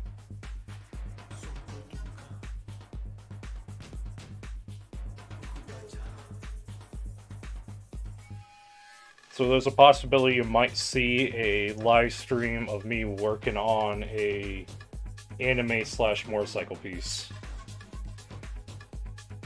Because I want to do more streams like that too, because it's like killing two birds with one stone. And it just, like, I don't have to plan on doing a different piece for a totally different stream. So I will be probably gonna be doing that this coming weekend. Either sometime during the week or maybe a couple days before the show starts.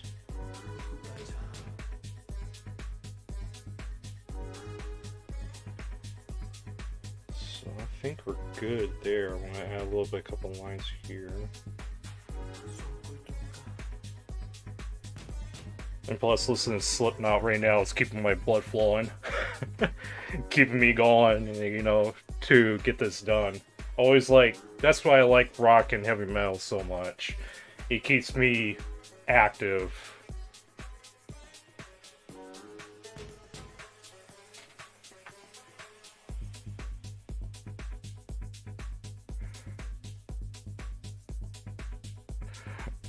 Alright, so I'm going to take a short break because I want to make a post on this progress.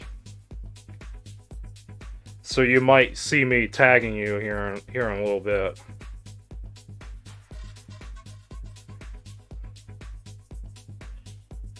But ooh, I need to charge the iPad. Wasn't paying attention to the battery.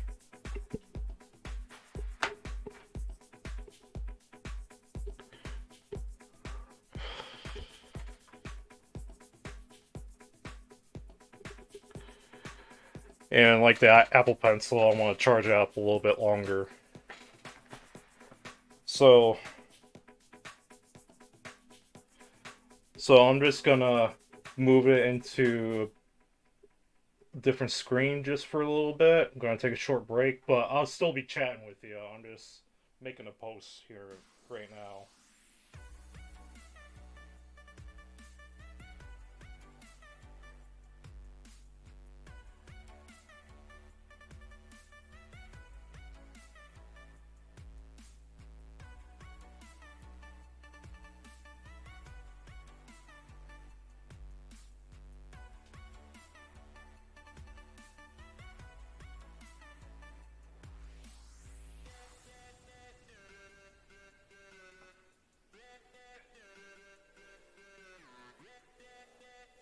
Thank you.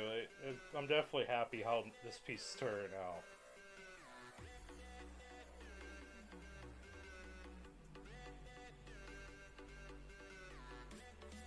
And plus, I've been drawing all day too, trying to work on a commission. Matter of fact, I got it up right now, so I can actually still have it set up too. So let me move it, transition real quickly. You can check it out.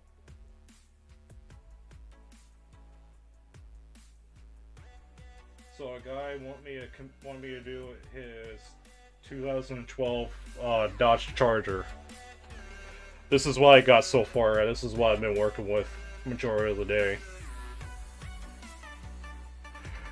But yeah, that's a current commission I'm working on right now.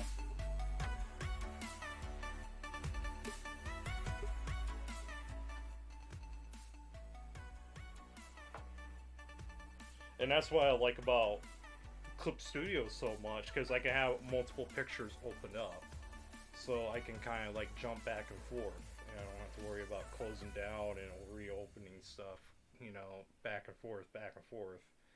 Well, like right here, I can just click my way through. I mean, like, more and more Clip Studio is just getting better and better and better, and it just keeps getting better. And absolutely loving what they're doing with the updates and everything. I mean, I wish you can just pay it once and that's it, but with being a $10 subscription, I can't complain. I can definitely it's definitely worth the $10 a month for it.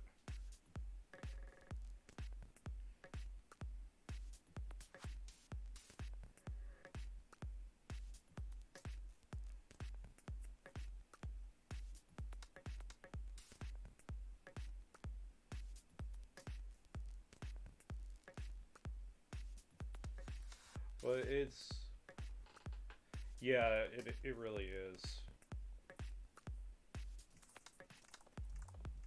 And pretty much sitting here right now, kind of making this new post right now. And at the same time, I'm kind of thinking on what I'm gonna work on for this coming week, because we have nothing for motorcycles at all. So I'm kind of crunching at the same time, making a motorcycle piece too. So we got something to show for. And since we're pretty much transitioning to more anime stuff and comic books, I'm trying to push the automotive artworks in a different direction. So it's a new start.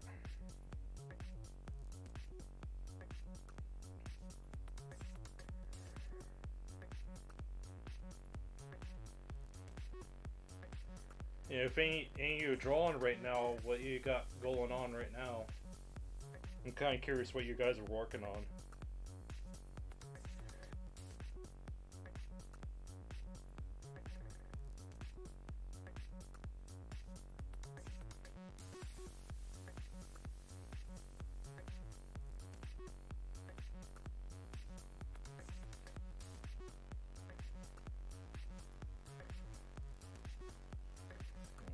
Twitch.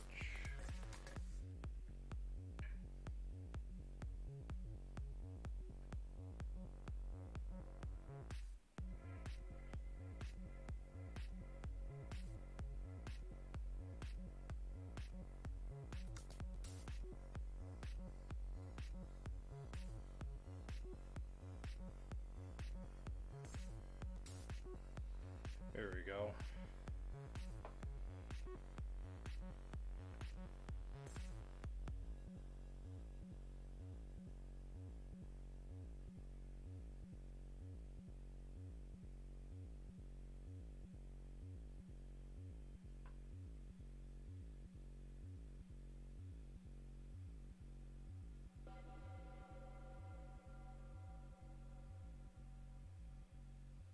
Forgot to do the tag. There we go.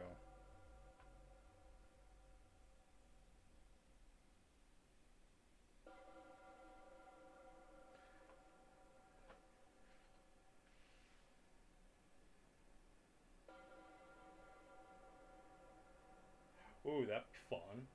Do an 8-bit cover of a song, that'd be a lot of fun. I know a buddy of mine that she does it too.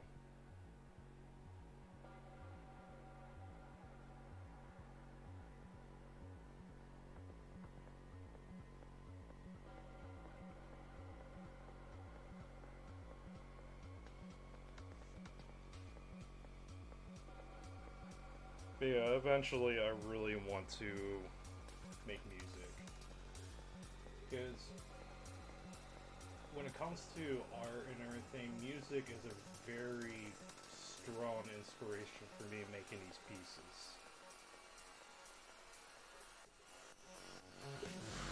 And I really want to get into it, you know.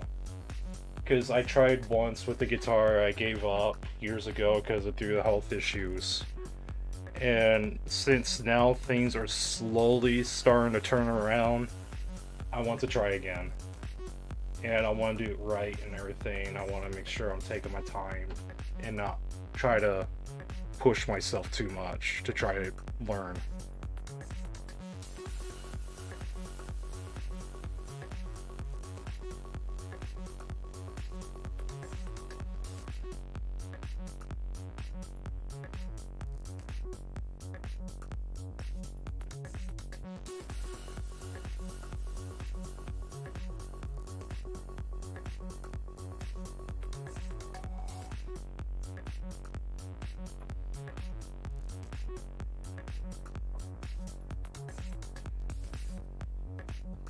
No, I never explained this process to a lot of people, but when you draw with a dark background, especially you do light colors, it makes it a lot easier to do your lights and darks.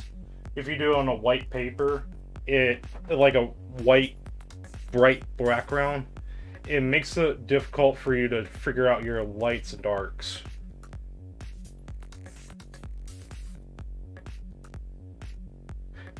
I get that, I really do. But like right now, I'm learning to do animation. Like I'm really trying to get into doing animation again. Music, gonna play the guitar. Um, Trying to get back to doing clay. Like I mentioned, I want to do the clay figures and stuff like that.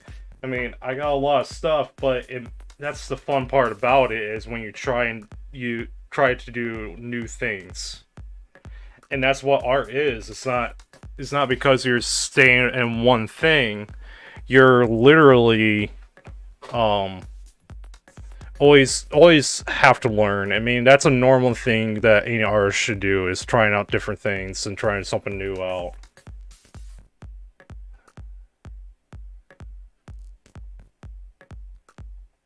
Trying to see what my little iPad. Okay, cool.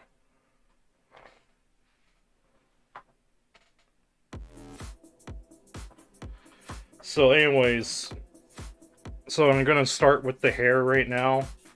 And what I'm doing it in grayscale. For some of you that may not see my past streams, this is how I do my colors. Because when you do it in grayscale and do gradient mapping, you can make your shadowing and lighting and color shades of colors a lot more accurate that way.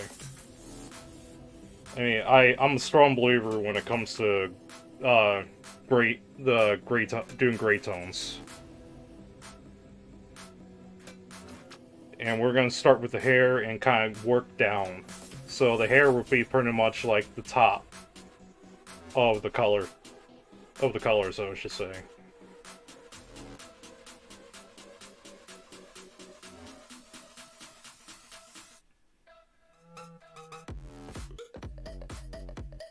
And with her hair and everything, it's gonna be pretty straightforward when it comes to making the colors and everything.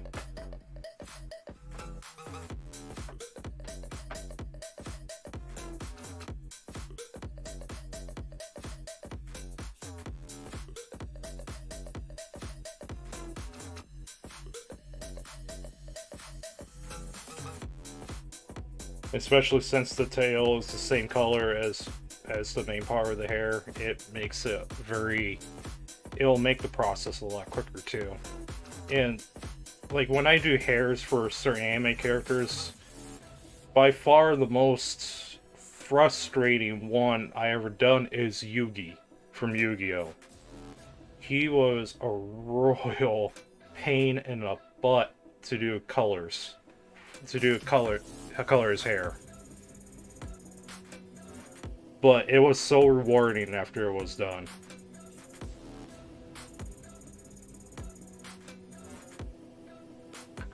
Let's see how my PC's doing.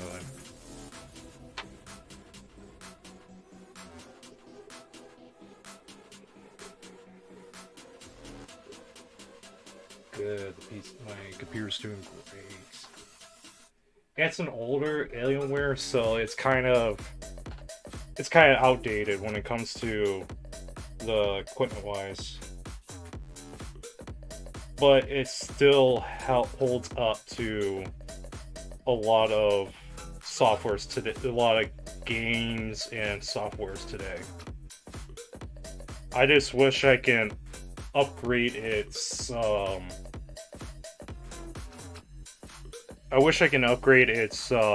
graphics card,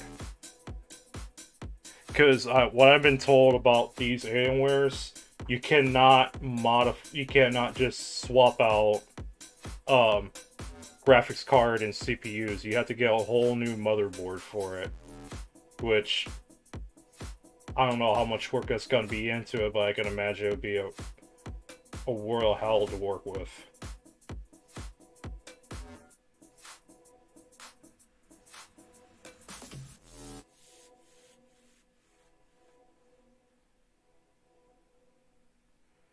Oh, 100%. Yugi himself, just by the hair, took me about a month to work on him. And usually, with me working on other characters, it will take me about a week. But Yugi, he really kicked my butt when it comes to working on that character.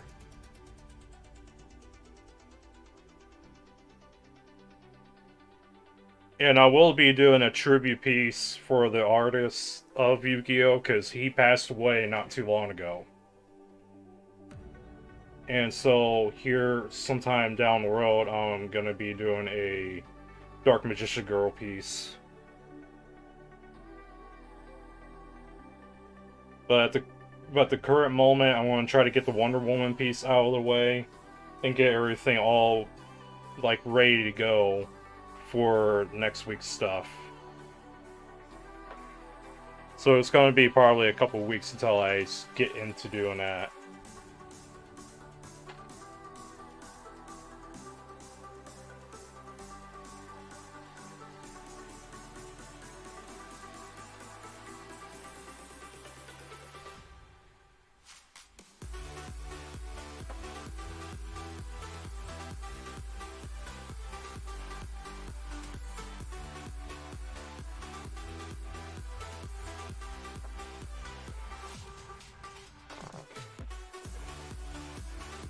And like with these Vtuber streams, I do want to do this as a every other week, or I should say every 2 weeks, of doing this kind of stuff. Because I want to get back and doing live streaming again, and sometime down the road I'll tell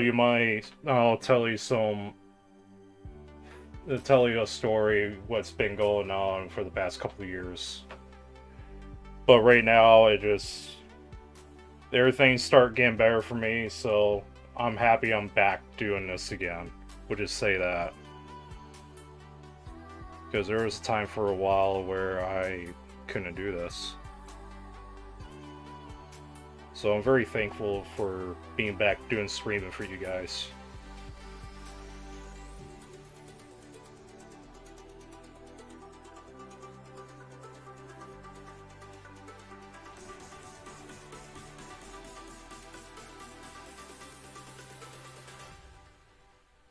Yeah, sometime down the road I'll probably talk about it, but it's gonna be a while. But yeah, I'm happy I'm pretty much doing better. Which that means you guys are gonna be seeing a lot more cool stuff here really soon. And also, and really cool future collaborations of some projects which is going to be coming up down the road. But for the meantime, I'm just going to be enjoying what I got right now.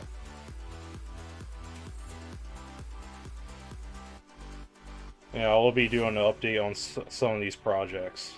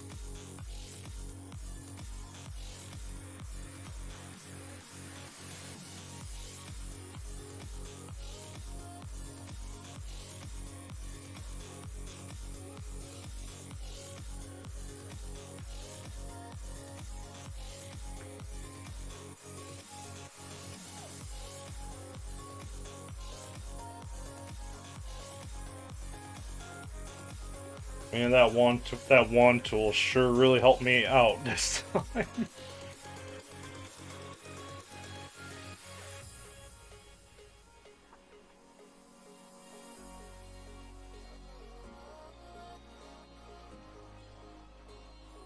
I'd rather clean all the leftover colors on the outside lines than hand erasing everything. And that's the problem I had with not Clipstudio, but Procreate. It's not a very, it doesn't have a very good like selection tool. I mean, Clip Studio's got the best one in my eyes. It just makes the process a lot quicker.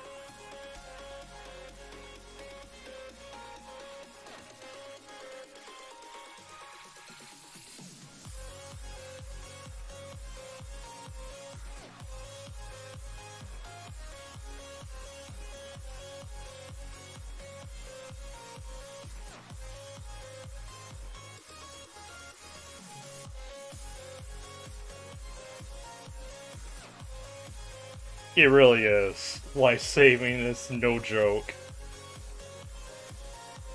Like, if I was using Procreate right now, we probably would have spent at least like an hour just just clean this up. It's so. But I like I like Procreate as well for mainly doing backgrounds. Because it uses more of a more traditional base look, more traditional art look to it when it comes to brushes. When it comes to brushes for Procreate, and if you want to do more realism on like, oils and stuff like that, that software is like amazing for that. So I jump back and forth between Clip Studio and Procreate for certain jobs.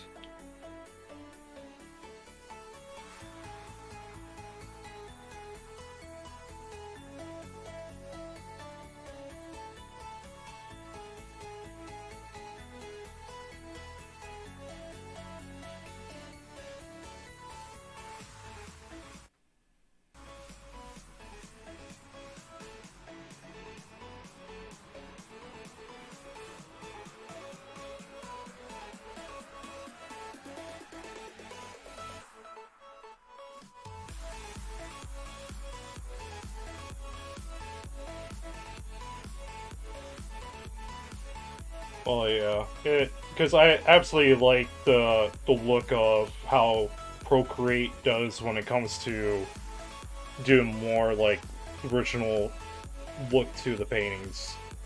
Clip Studio, I it's like a like and don't like when it comes to for certain brushes when it comes to that area. But I recently bought a software that's like literally like using a like literally doing like watercolors, like water effects and stuff like that. And it's called Rebel 4. They just recently released a new version of it called Rebel 5. But if you have a hefty computer to use that, I highly recommend it. But you really can't use it when you have a low-end computer. Because I've been told, I mean, I don't know if it's 100% true or not, but they use a view game engine to do these effects. It's really unique software.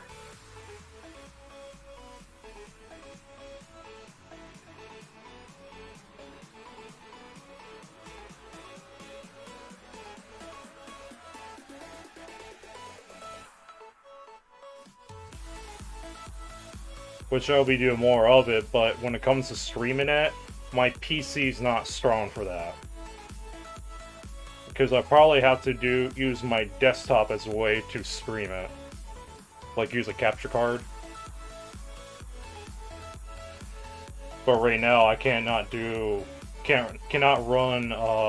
Streamlabs and that software at the same time. That computer will just struggle.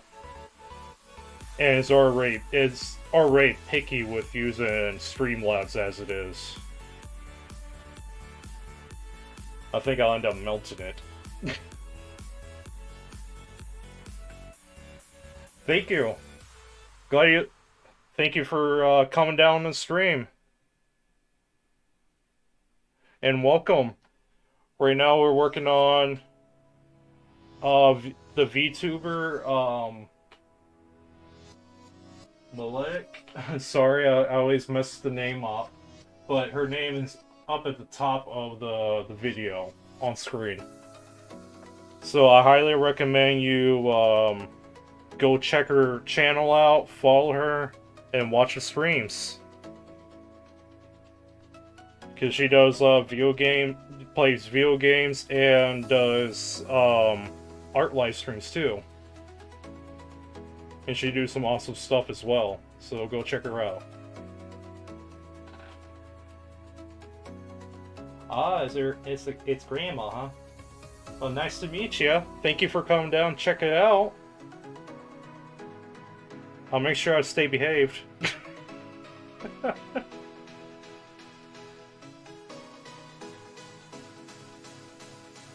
yeah, we're making some good time on this piece. Here, I can bring it up for you. Thank you. I absolutely love doing the eyes. The hair and the eyes I love to do.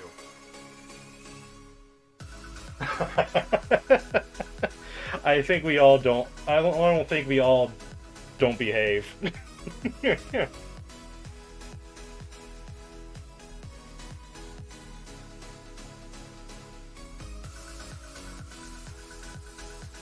Yeah, so I'll give you a little bit of backstory of this kind of streams I do.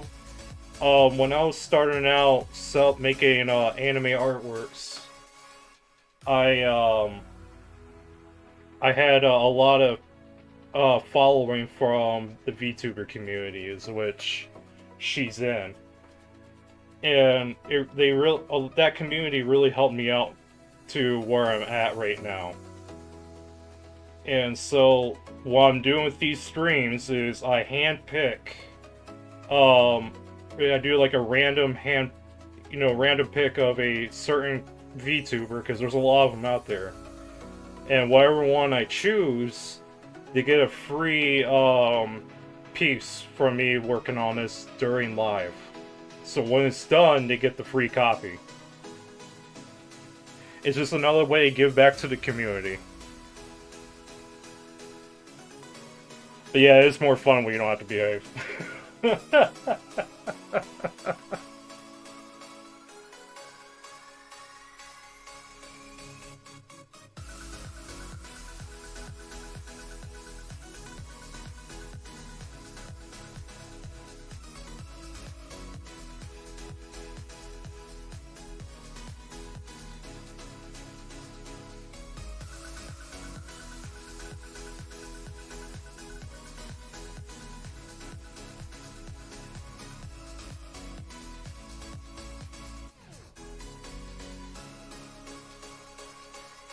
Well, yeah, it's always a good idea to do it, especially when you're doing stuff like doing art for a living and stuff like that.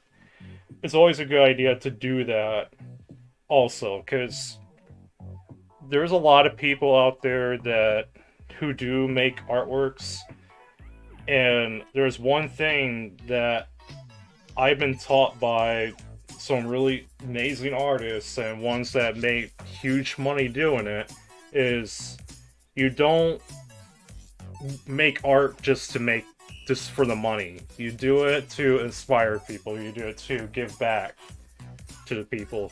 And we I go to car shows, anime convention, comic book conventions, and like this coming weekend, um, I'm gonna be going down to a motorcycle rally display at one of those events in Toledo, and this is going to be for helping people. It's a charity to organization. I forget what it's called, but I'll find out more here soon.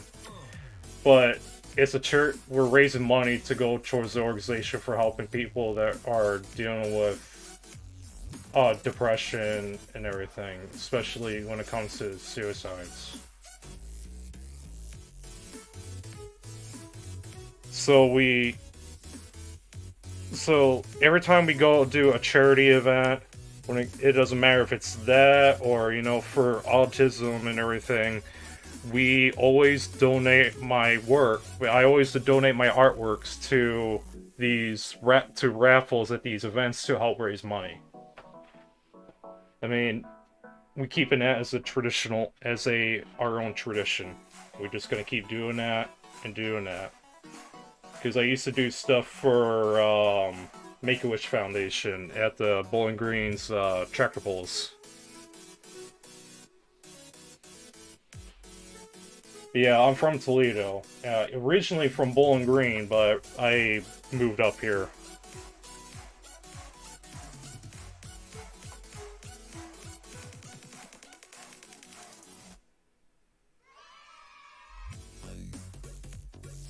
Yeah, it's like money. If you're making artworks and for money, it's not the way to bring success. The best way to bring success is not just that, but giving back to communities, doing things for the people and everything. Hold on a sec, my dog is barking. Give me a quick sec.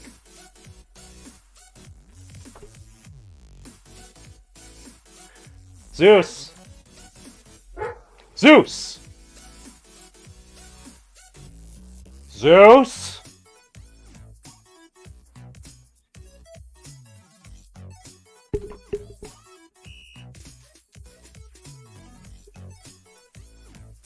Yeah, I think my dog found a cat.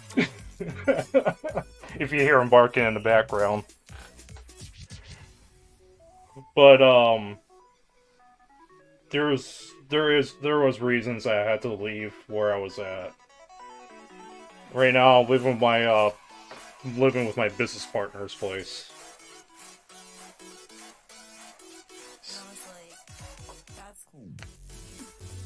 Oh, the cat's fine. It's outside. Our dog's is inside.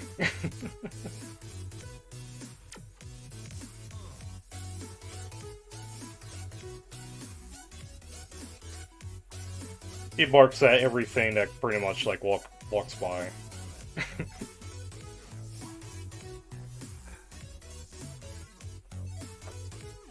Yeah.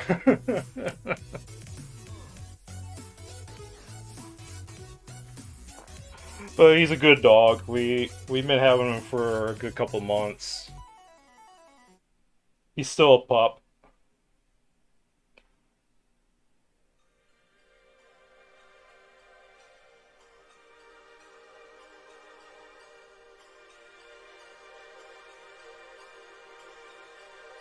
Oh yeah, ours is a German Shepherd. Beautiful German Shepherd too.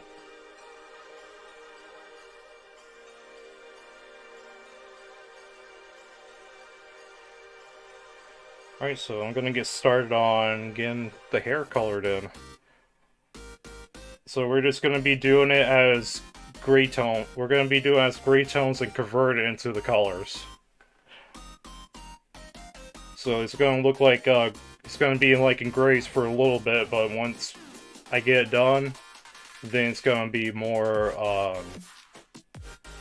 Then you go see like more colors and everything. Because when you do it in grays, it makes it a lot quicker to do it. And I totally forgot to make a brush for doing the hair.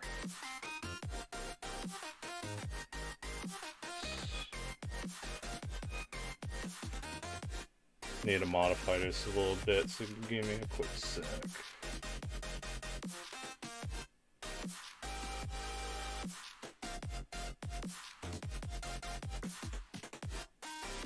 There we go.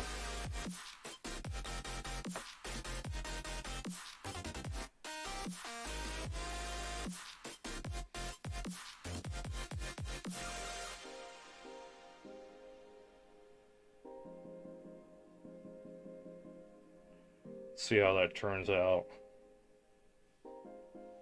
Because I'm trying to convert into using Clip Studio.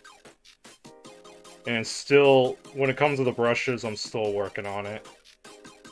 Because I made, because it's very simple when it comes to using some of the tools that I use to make these artworks.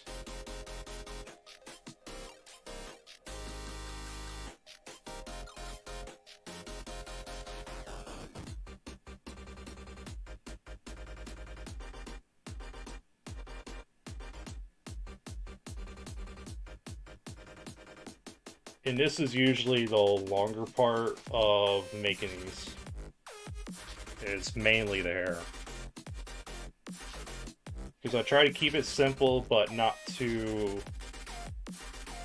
Like, try not to make it too difficult, but not make it too simple at the same time.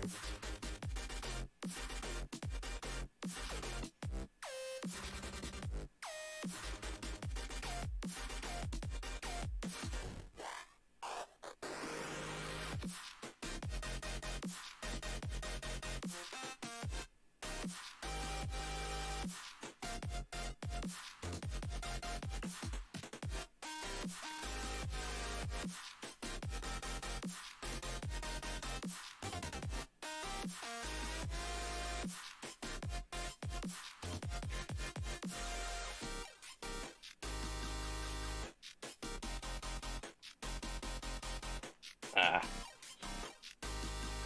I need a break from Slipknot. Listen to them way too long. Need to change it up. I mean, it sucks that I can't play the music that I'm listening to right now so you guys get the similar feeling that I'm getting. But with copyright issues when it comes to streaming and everything, I don't want to touch it with a 20-foot pole.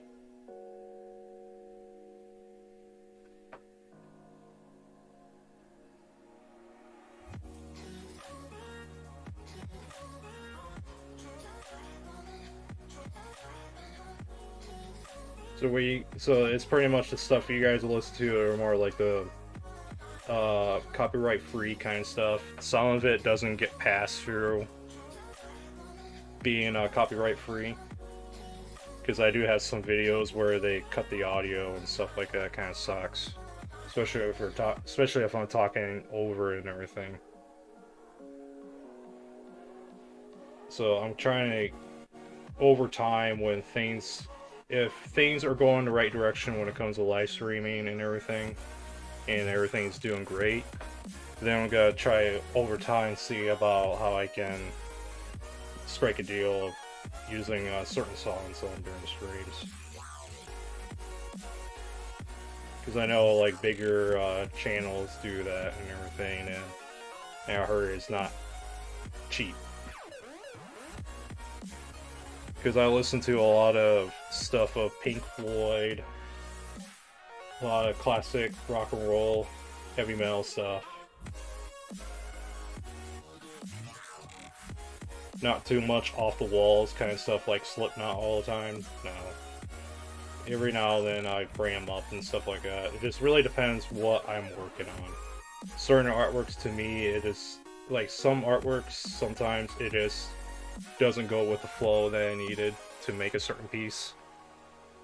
So it kind of makes the piece a little bit more alive when I do it. And that's the thing that kind of takes away from making these pieces live, is when you guys are not able to follow that same stuff that I'm listening to, so you guys can get the same feeling that I'm getting.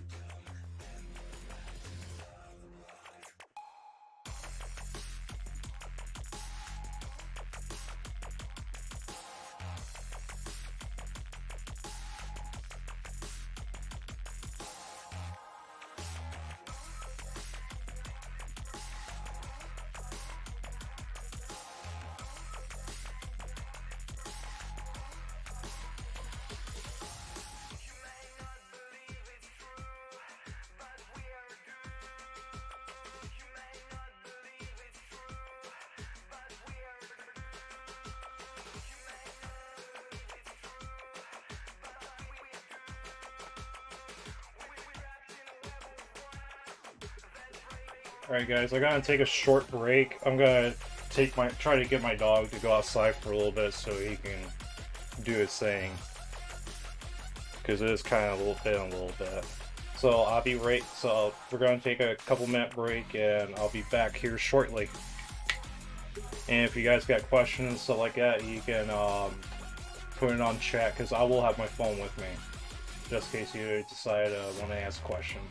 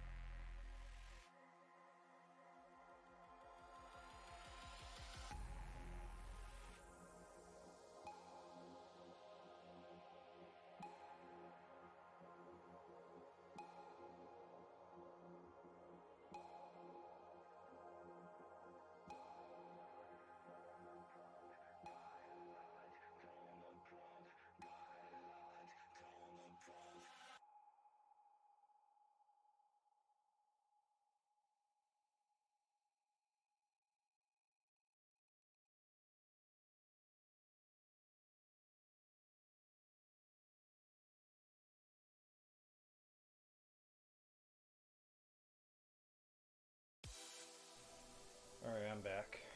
So I'm just gonna sit here for a couple of minutes and we'll jump back in.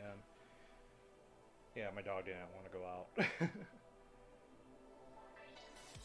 So I'm just getting my stuff back together, kind of stretch my legs real quickly, and continue on with the coloring process.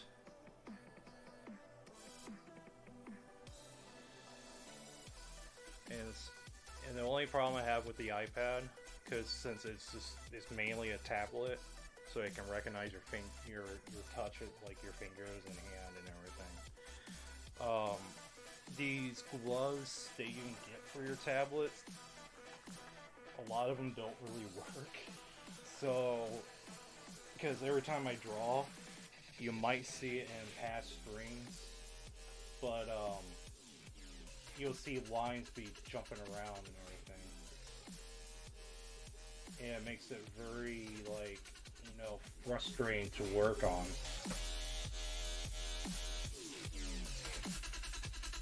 So what I end up making up, I have to quite literally modify my gloves.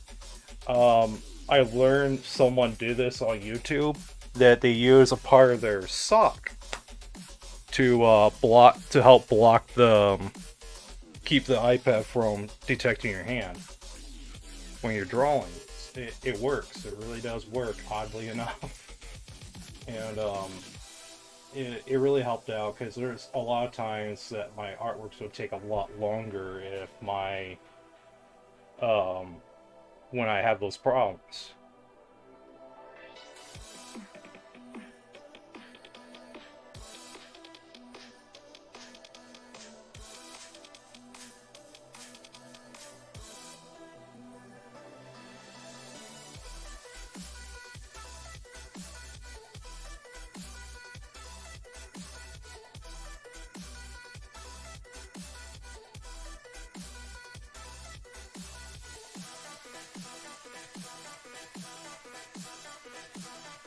Yeah, I don't get into using specialty brushes and stuff like that to make the hair. It's a very simple process.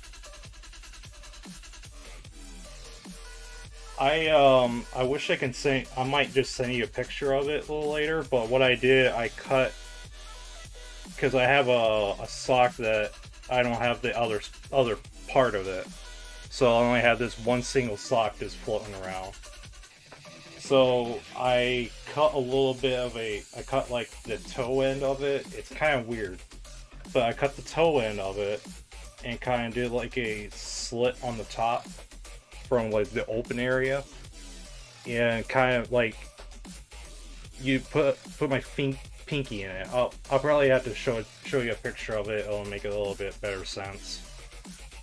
Um, but that's what I did. Like I put that little piece of that sock that's pretty much the length of my my pinky tip to my wrist at end of the glove.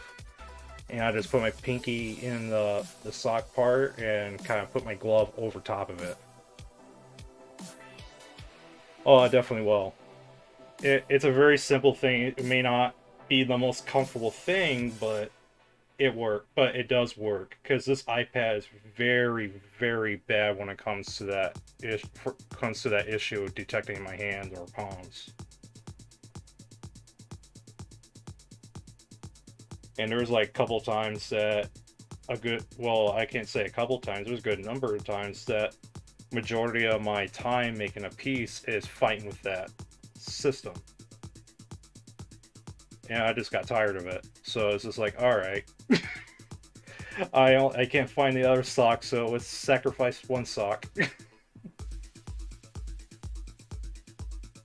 Yeah, because like I think it's the material of the gloves that is like it's too thin, and the material is probably doesn't work the way it should be for doing something like that. But that's what I'm thinking is because it's more of a thicker material. That's what I'm thinking. And the gloves are like very, very thin.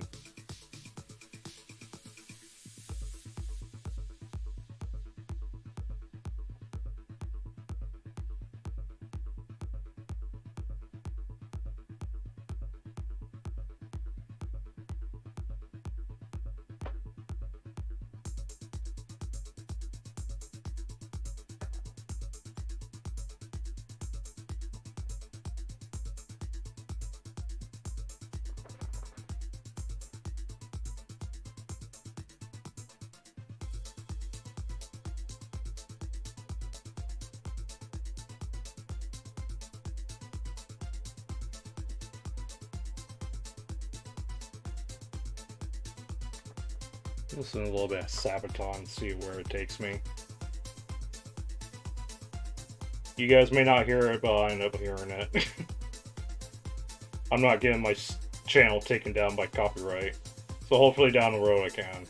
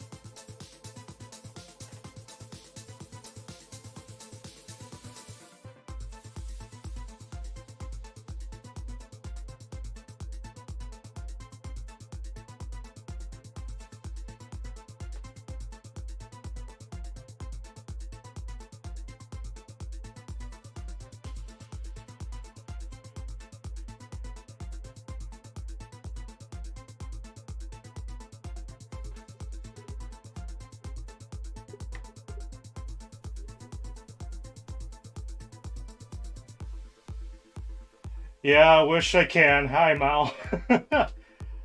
I wish I can't get better stuff, but I don't want to get my channel taken down. Copyright's kind of a little bit on the bullshitty side on Twitch.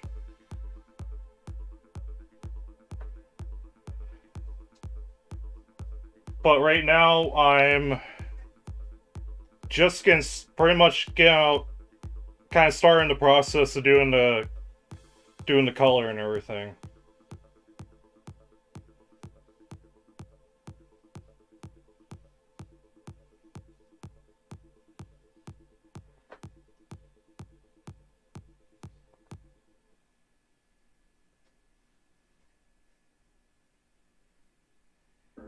Yeah, it really sucks. Like, I got a whole bunch of stuff that I could be using to kind of set the mood for the piece. Um, you'll see the colors of the character on the uh, top left corner. Um,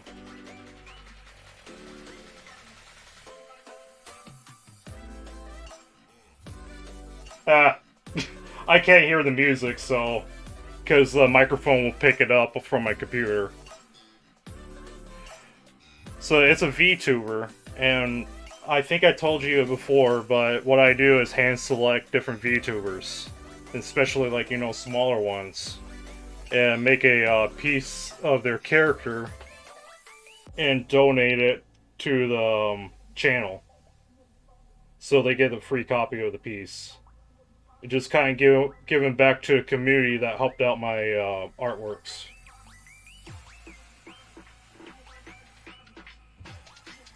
Gotta do free things every now and then. That's one of the ways to grow a business.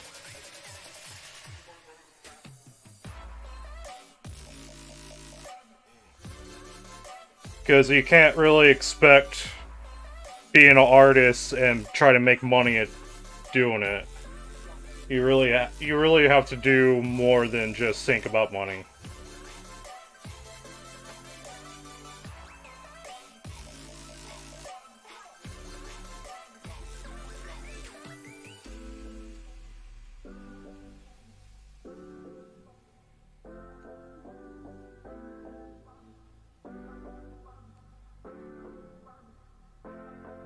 Alright, so I gotta do the next stage of this. It's probably gonna be 2 or 3 stages, so... But it'll be a little bit easier once it gets further in.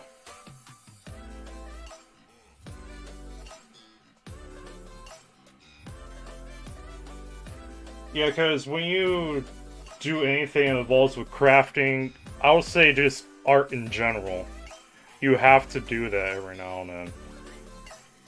I mean, like, I talked with that with my business partner.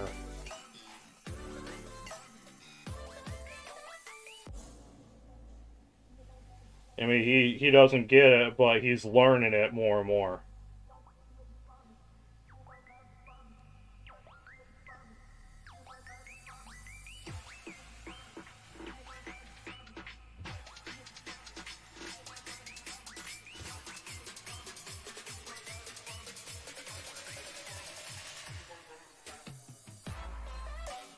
And a lot of times you have to do stuff for free, pretty much like I'm doing, just to get out there. And if you don't do that and you just think it for the money, and then you're gonna put yourself into a spot where you're just gonna be burnt out.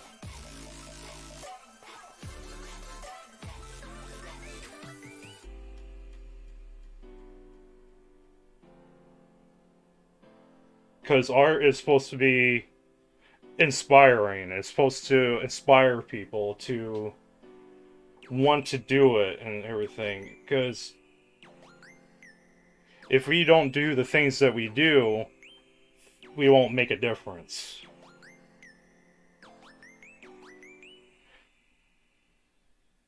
And that's, to me, that's how an artist should be successful. And that's how I've been going this far.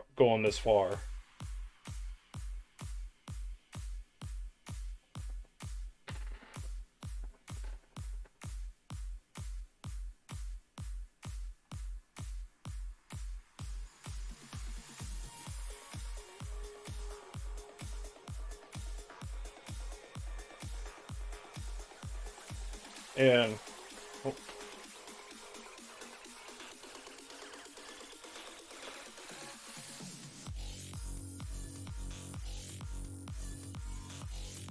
oh, she is. She's already doing that already.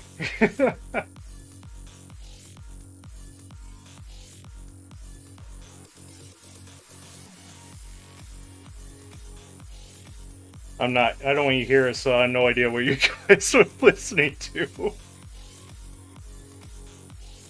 I have an idea, but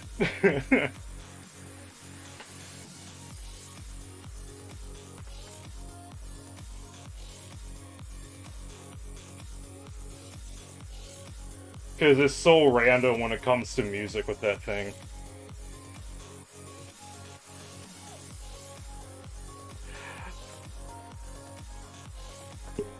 Let me mute the mic. I'll check it out real quickly.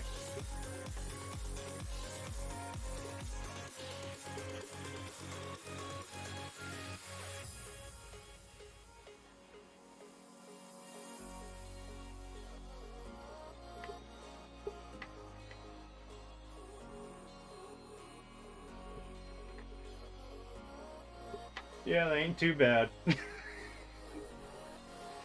But I wish it's something totally different.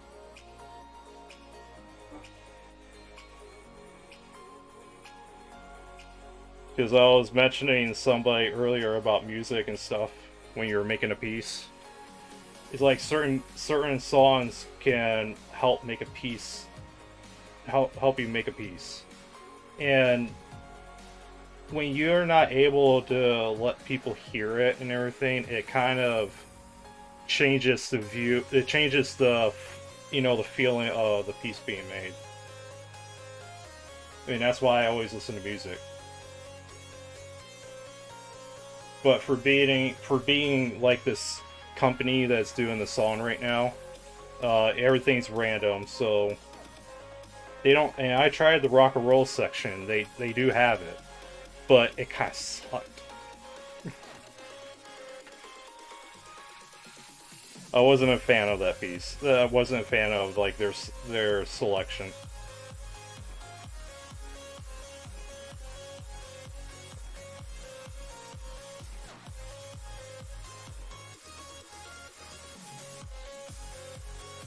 Yeah, yeah, it would work, but it won't let me go back to it though. That's the sucky part. Because if I want to go back to it, I have to pay a monthly fee for it for be able to reuse the same songs again.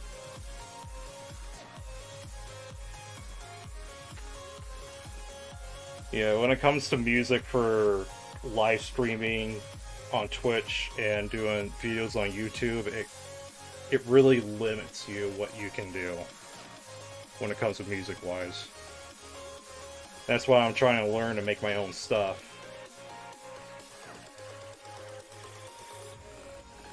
But that's becoming a little bit of a pain in the butt, though.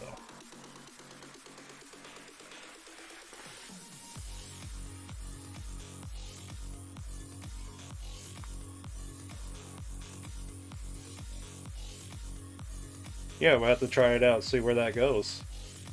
Because like with her character's eyes, it's I can be able to do like very crazy stuff with the eyes, definitely.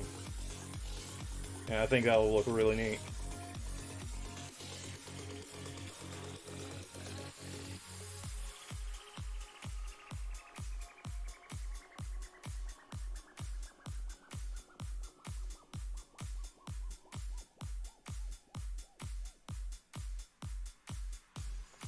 Yeah,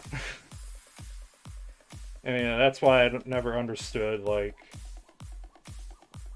I can see for if someone's using their music to make money in the platform, but when you're doing like just making videos just to make videos or just doing live streaming, not making any profit at all, it should not matter. And that's the thing I don't really quite get with the copyright system. I just think it just kind of like takes everything. What it pretty much just like very limits you, and it's pretty much like if you screw up, you're pretty much going to be screwed.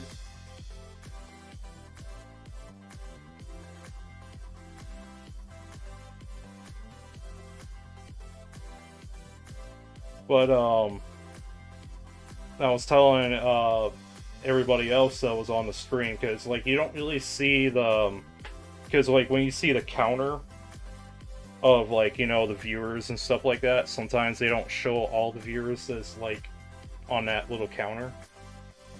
But I was telling everybody like next this coming weekend, um I just found out that we got put in a motorcycle rally for people to help people for it's like a charity thing for people that's dealing with um, problems with suicide and stuff. So it's a charity. It's some kind of organization that helps people with stuff like that. So we're going to be going to that motorcycle rally this coming weekend to help raise money for the organization. I will be doing an update on it, but I'm waiting for the guy to send me the flyer so I can actually advertise it.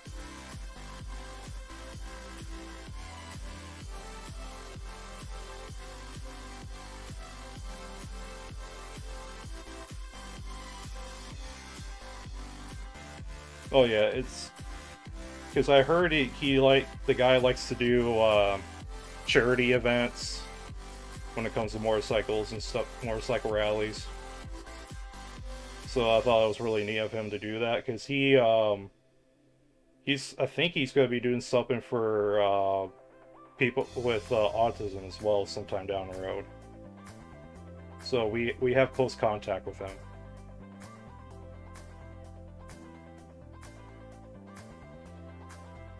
Thank you, Mal.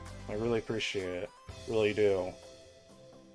I'm just happy that that you and everybody else is seeing how much work it is to do all this.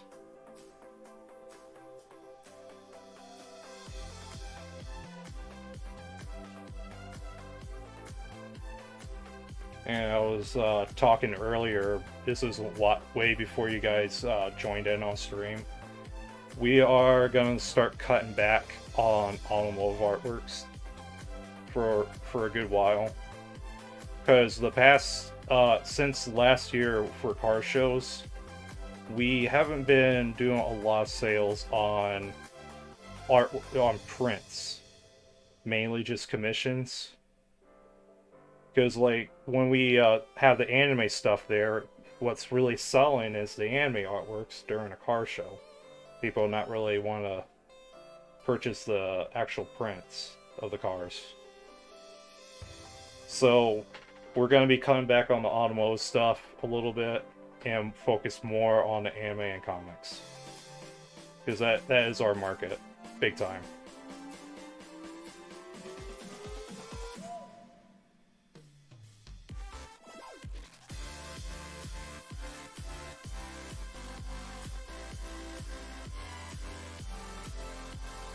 But we'll still accept automotive commissions either way.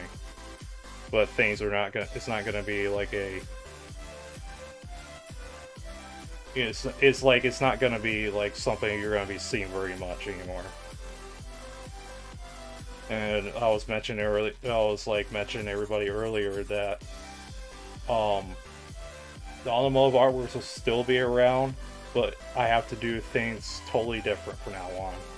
So like the anime with the cars, that's what's gonna help keep the automotive stuff alive, which I'm totally fine with because that's what everybody's asking for.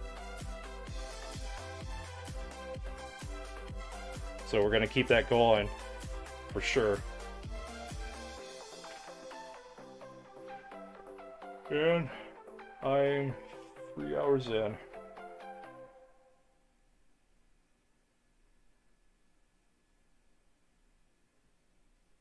Yeah, it's just something new to the table, and that's the thing about it. And that's what makes things a little bit kind of tough with the cars. It's like it's hard to stand out with that stuff. But when you go to a car show, you don't expect to go buy stuff too. You're there to go hang out. So it kind of hurts us every time we go to a car show.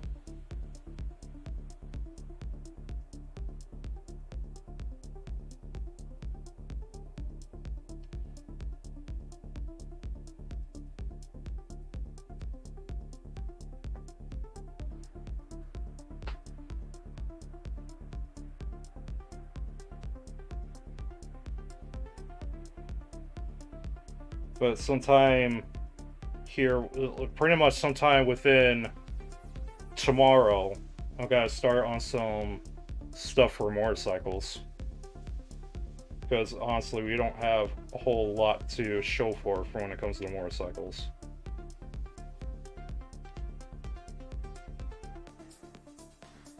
And we're pretty much going to be doing a similar treatment like we're doing with the automotive pieces. But right now we haven't gone any kind of motorcycle rallies yet. This is going to be my very first one. So I want to get a piece made of just a bike for now.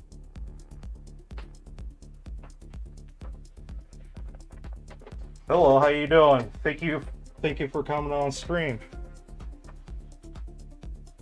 We're getting closer and closer to finishing the detail of the hair.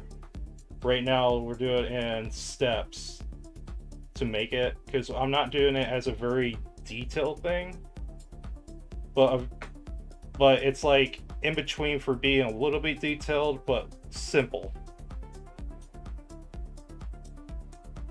And the reason why I'm doing the grays, because you can do stuff in gray tones, and you can convert the color by doing gradient mapping.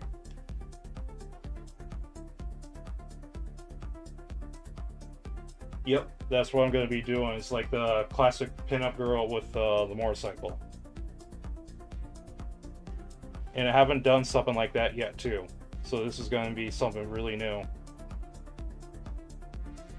The only thing that's probably going to be a little tough to do it quick is the motorcycle itself. Because there's a lot of detail in the motorcycles, and it can probably put a damper on the time.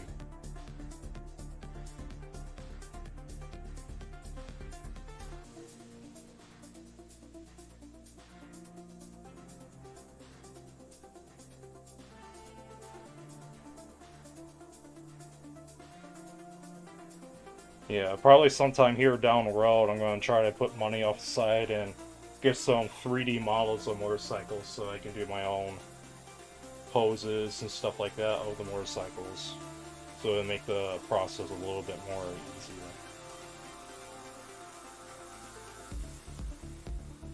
Yeah, that's the thing. It's just depending on the angle, depending on how the bike is built. I mean, there's a lot of things you have to really think about when you do these kind of things. I mean, it's not like automotive. It's not like just a car or something like that you got like, limited with. I can't say it's limited, but there's a lot of detail.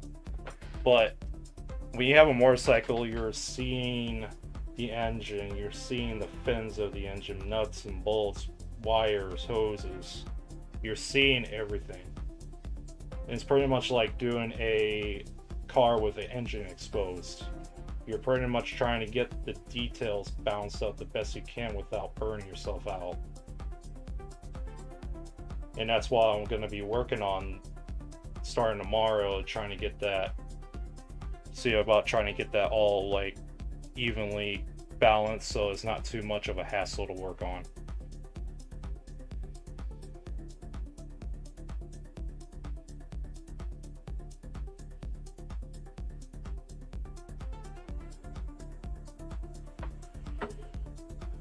Do I still have more energy drinks? Cool.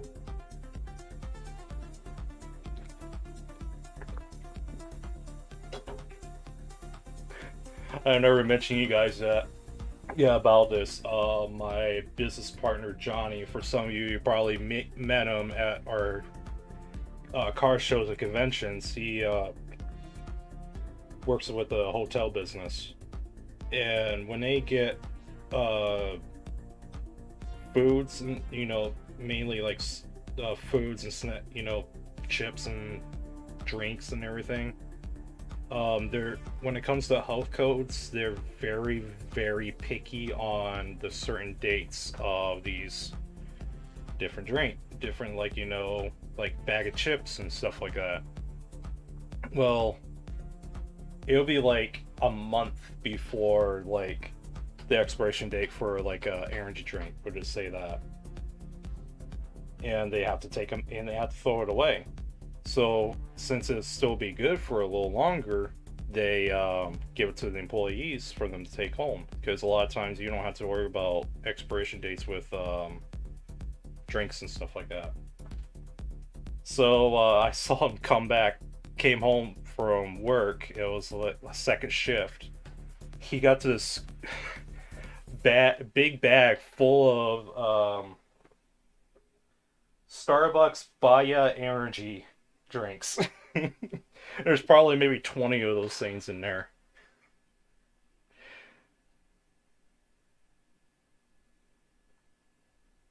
It's hilarious to see him come back and he's got that big smile on his face. It's like, dude.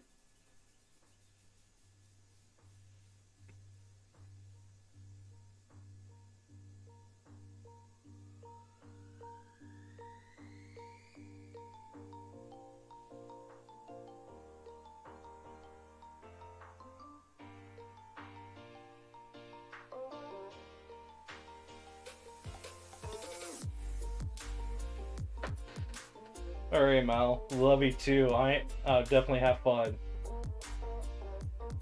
Yeah, they are good. I got the mango. I don't know how you say it at the bottom, but it's a mango. It's it's good, but I can't say it's gonna be my favorite thing to use. But it's actually healthier than having Monster, having Nos. This is more like natural based stuff. And for what I've been told, that his boss told him how much they usually are, how much those drinks usually are, and he said those things are pretty expensive to get a pack. So I gotta enjoy it as much as I can. Yeah, I don't know where they got it from because I've never heard of them before.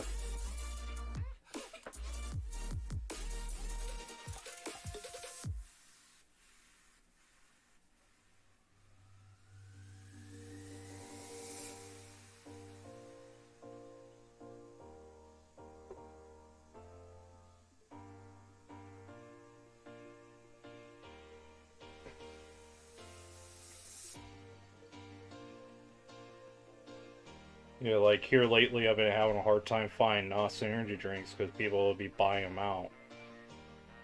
So I had to end up paying like $10 for 10 cans of Red Bull. Because this coffee doesn't really make me stay awake anymore.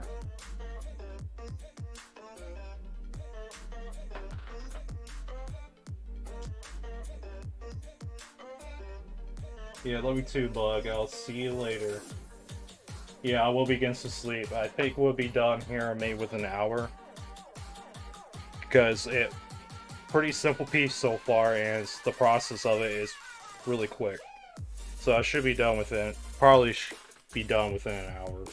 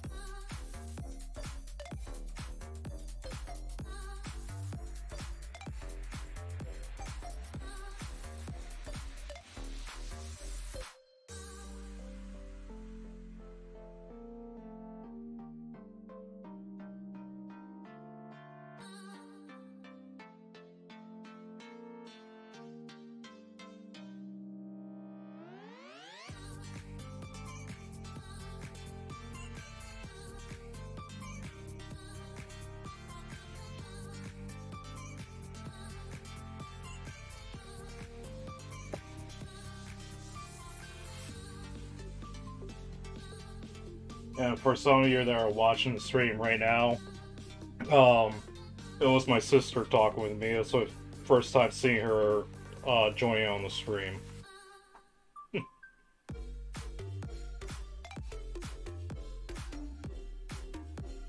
Also see her on stream.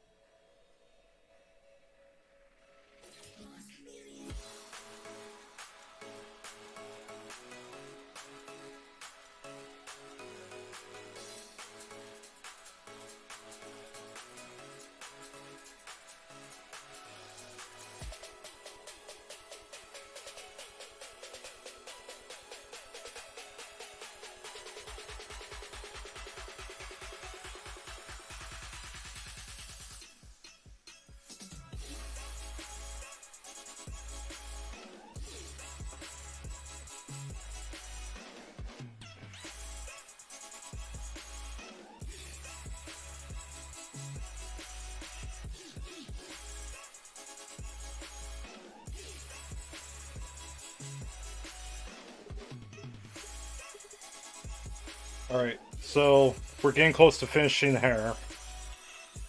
Right now, I'm just kind of finishing up the little darker spots. Because when I do the process, I do it from, like, you know, pretty much backwards. Do the lights first, the lighter shades, and then the darker would be the tops.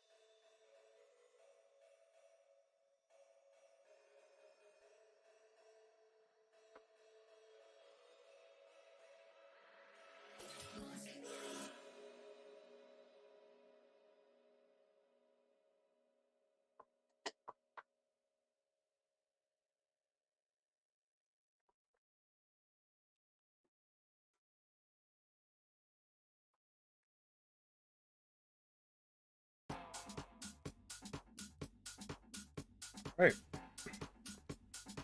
I'll say pretty much we're ready to go.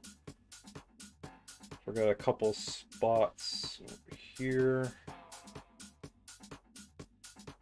Because you'll see when it when the process gets started.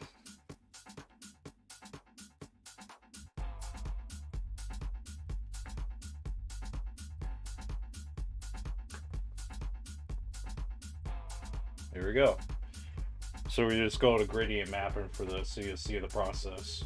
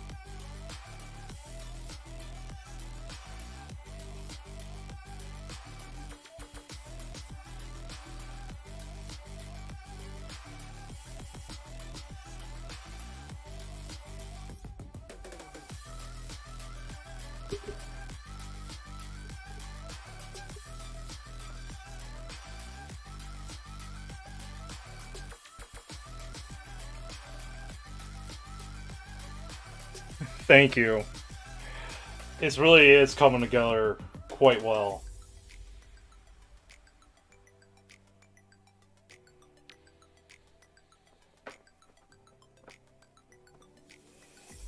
So far, I'm actually getting very close to finishing it. The biggest thing is the last big thing that I have to worry about on this piece is really, the eyes. Everything else, as soon as I'm done with this, is gonna slowly pretty much be put together. And I have to just do, like, small little details. The eyes might look dead right now, but it's gonna look better. But yeah, that's why I like doing gray tones so much.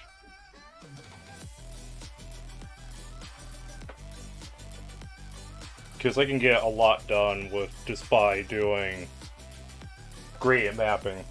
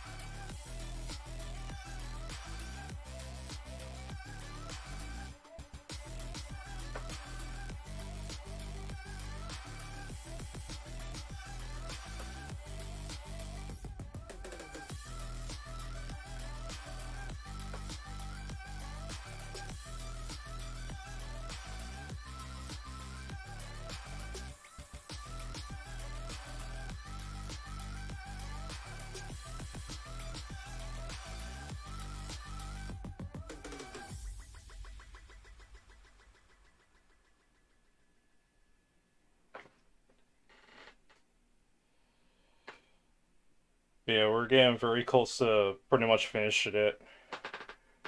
I'm definitely happy how this turned out.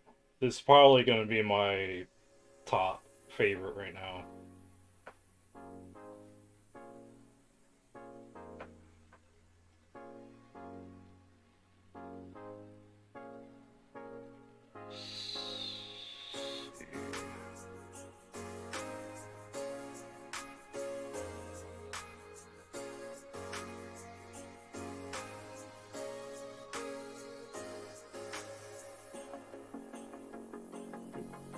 Too much.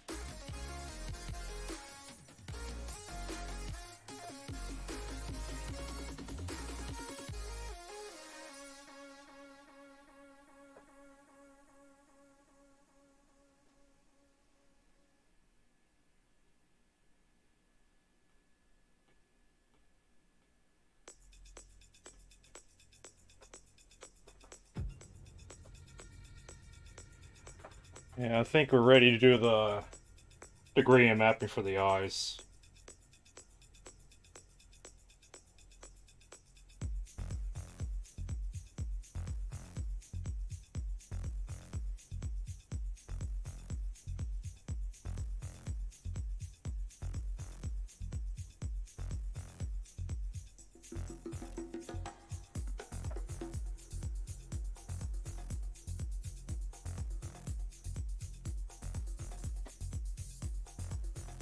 Yours is just a blue with a little bit of bright color, bright blue to it.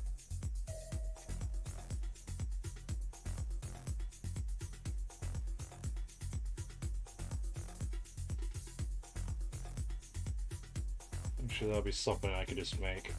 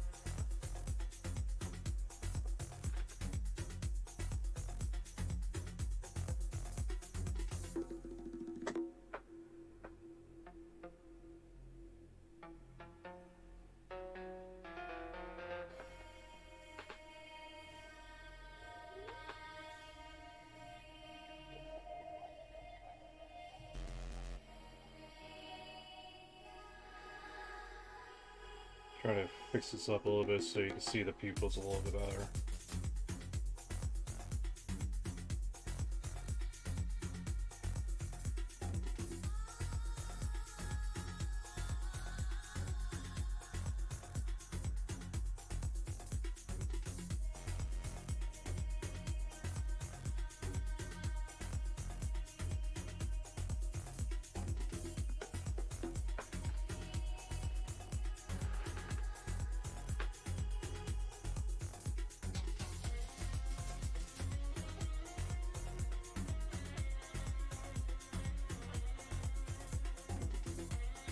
Thank you. And that's why I like doing the gray tones so much. You've seen the process how it's done, because you can like reverse the colors if you want to. You can do whatever you want, and that's how I like doing my eyes and everything. It just makes it more unique. And to me, when it comes to a character, the eyes are like by far the most important thing in a piece.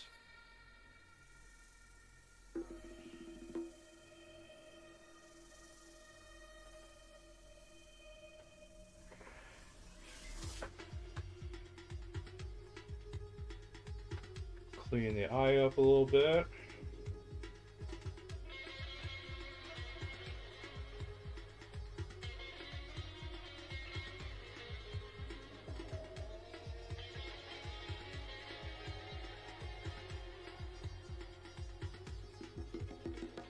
I will be doing more live streams of like more VTuber kind of stuff and random anime characters. I'm gonna try to be back on a full on schedule.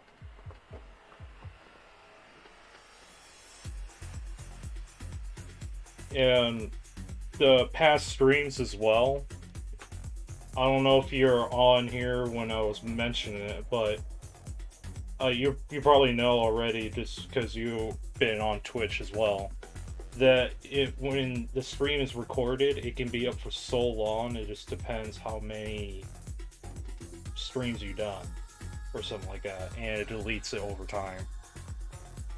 So I do have a YouTube channel. I haven't used it in years, but I'm bringing the YouTube channel back up again, and post the artwork, post the actual past streams on there so it can stay there and not disappear over time. So I'm hoping to still have some of these streams still, because I don't know. I hope the VTuber ones were still there.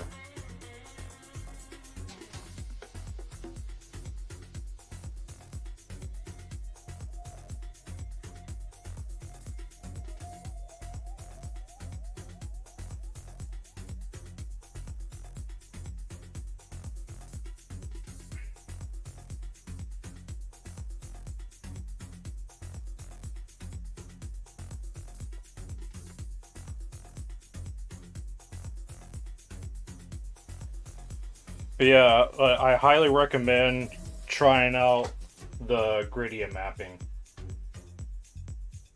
because it really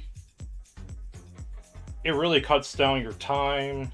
You can be more in depth with your shading and your lighting and darkness, and you don't have to rely on hand selecting colors and hoping some of these colors work.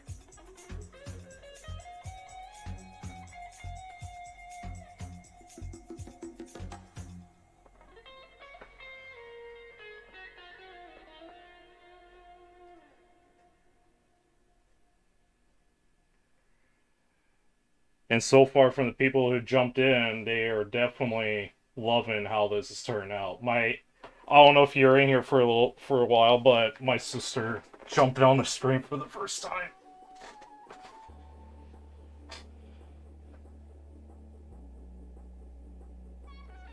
Oh, definitely, that would make an awesome profile picture. And it's like when I do these streams for these VTubers, and that's the only thing I ask back is, like, just promote it. Oh, you've been here the whole time?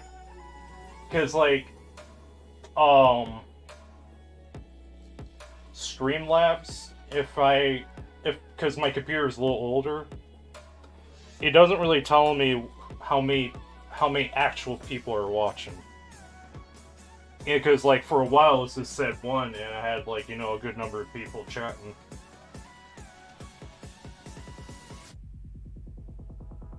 So let's get the.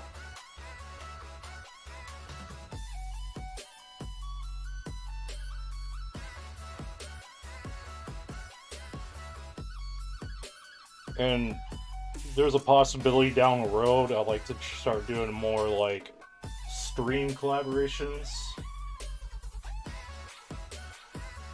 So, like, doing pieces during the same stream and shit. But I don't know how that stuff works, so I have to learn about it. Right now, I'm just happy enough to just get back on the roll of things again.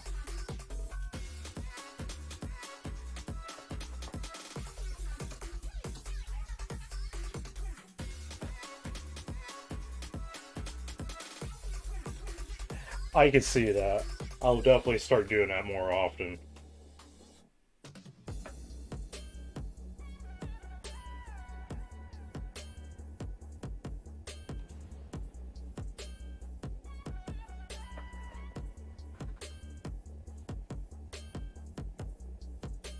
Are you working on a piece right now by any chance?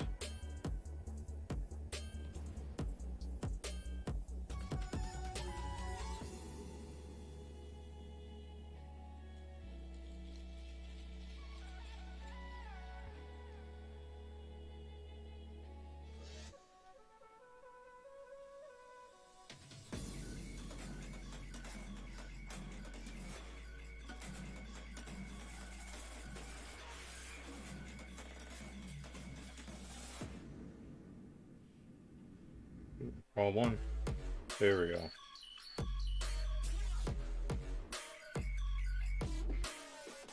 And it's like sewing parts of the hair, I still gotta go over a little bit of, like, lighting and shadowing to it so I can make it a little bit more in depth.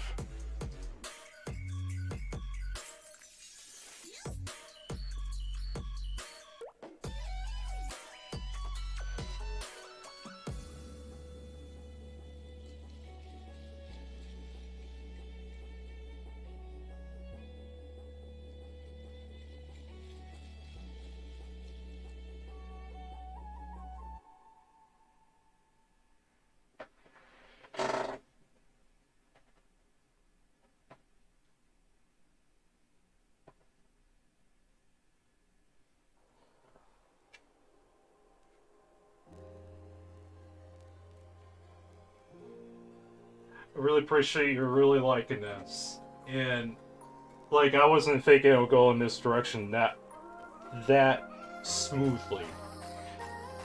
And it's like I was mentioning earlier. It's like you don't need to be like super detailed on your characters to make a good character. You can be very simple, just simple things like hair color, eye color, like wacky colors and stuff like that. I mean, like if you look at 02, Darling in the Franxx, straight hair, pink hair, like not very crazy amount of stuff, and people still love it. As long as you do the design right, it looks perfect. And with your idea, with your design with your design and everything, it works.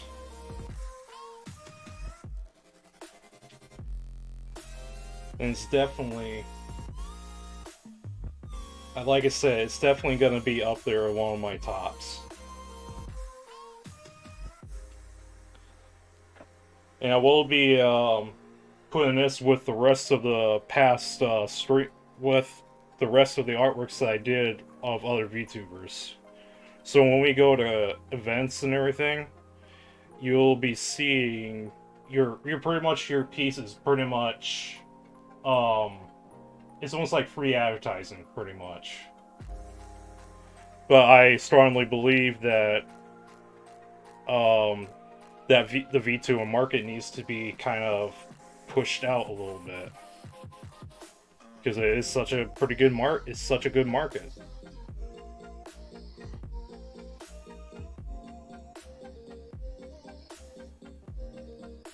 That's awesome. She's loving it too. And definitely looking forward to see how it turns out when it's fully done.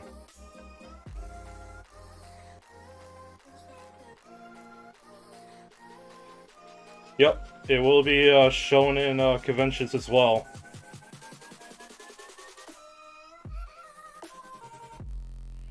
So I'll be putting your link, your name of your Twitch name and stuff like that, so people know what the character is and they see your streams and stuff like that.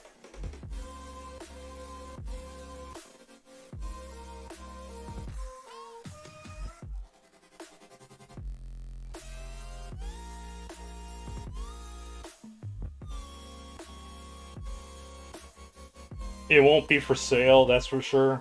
So you don't have to worry about me selling the artwork or anything. It's just going to be part of the display, along with the other VTubers pieces that I've done.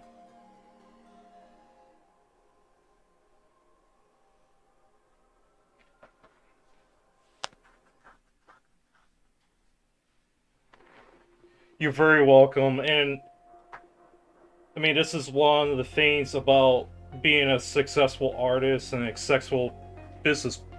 Yeah, business. You sometimes you have to do the extra step to really stand out.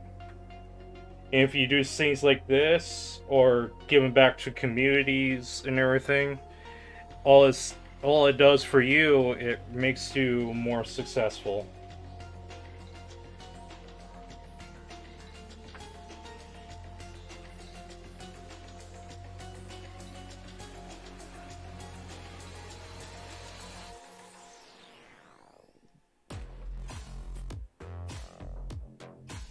And we'll just say down the road that you want to sell some artworks and stuff like that when you go to like certain conventions.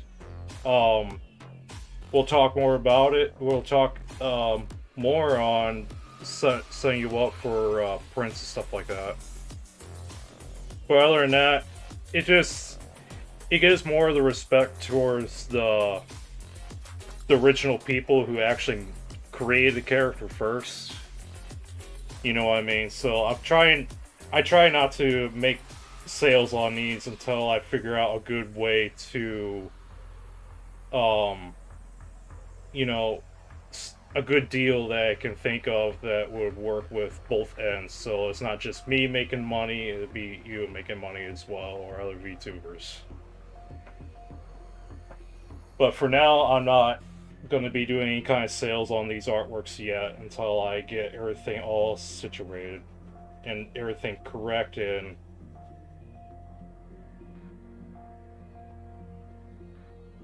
yeah, my majority of my family are sales reps.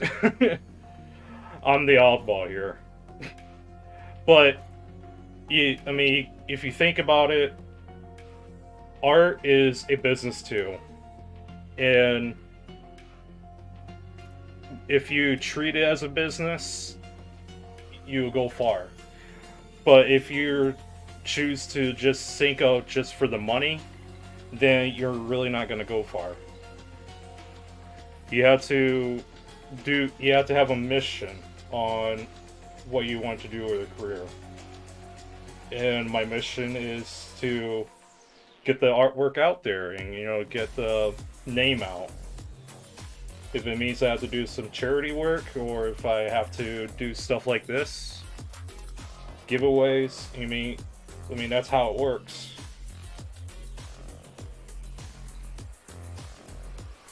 I had some pretty big names in the art industry that told me these same things.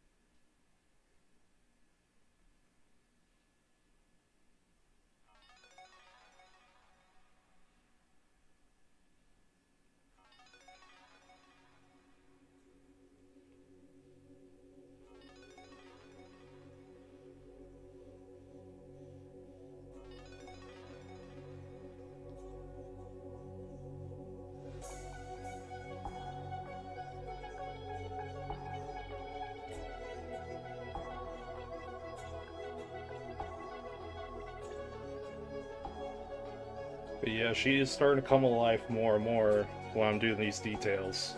And I think that's the most fun part for me about the whole thing, is seeing the final things get in touch. Still need to do the ears up there, but I want to get majority of this taken care of so I don't have to forget about it for later.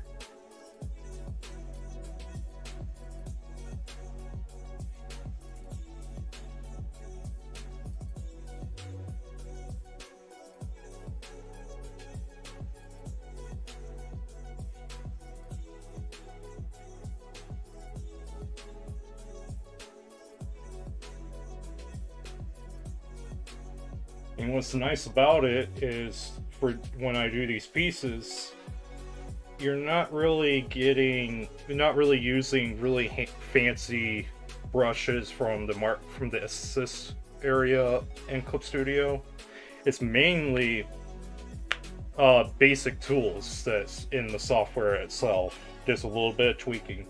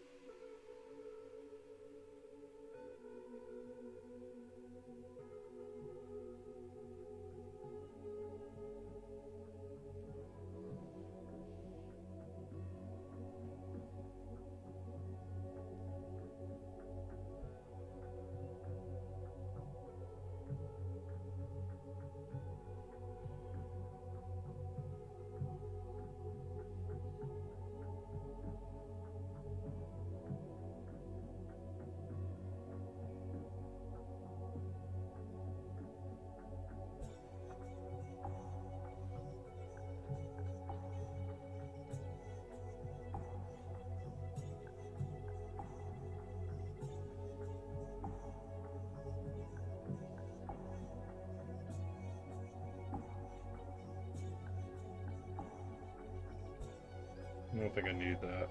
Yeah, cool.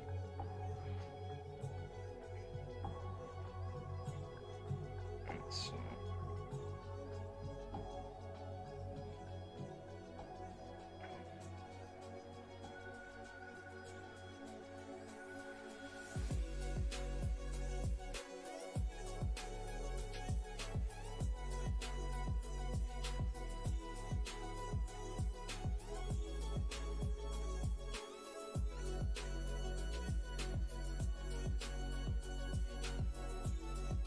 I think for now we'll stop with the lips for now. And start getting the shading done on the hair. My only bad habit when it comes to doing these artworks is I don't name my layers. So every now and then you'll see me kind of like turn them on and off. Oops, wrong one. Turn it on and off, and you'll see the pictures blink every now and then.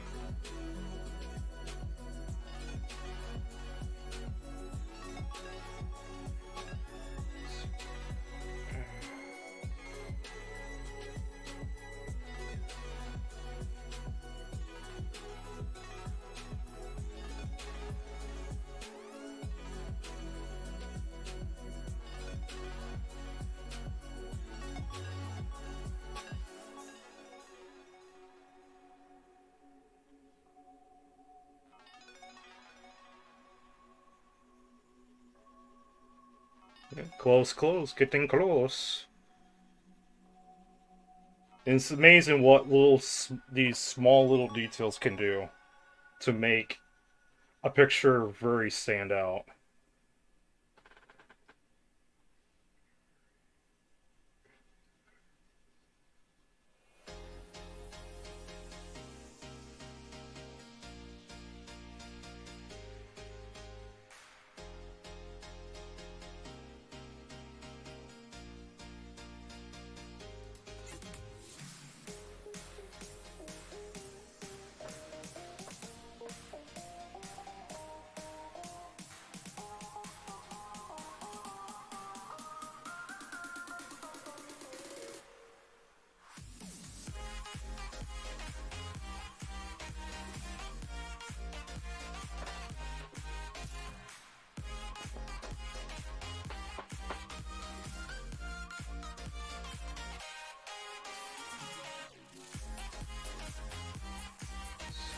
Thinking the way I'm doing the shadow right now, need to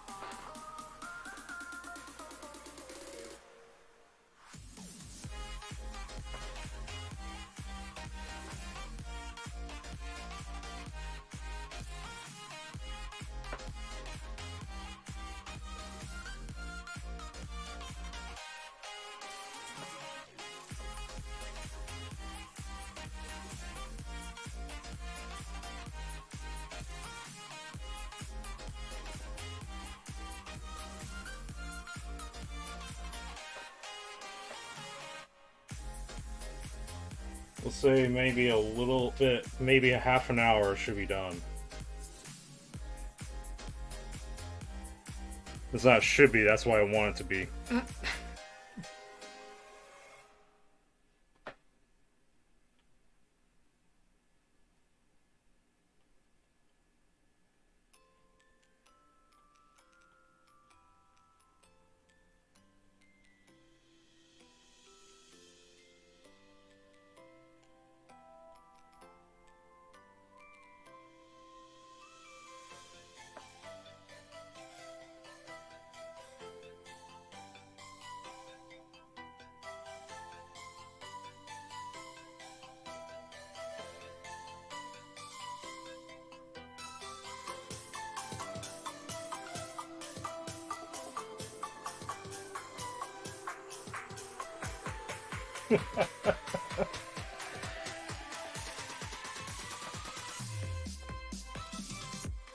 Yeah, I'm just, you know, try not to go too much, you know? It's like, it makes me want to do more and more and more. But I have to remind myself, like, no, don't go too much.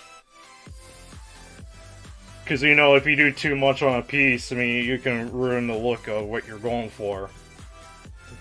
It is.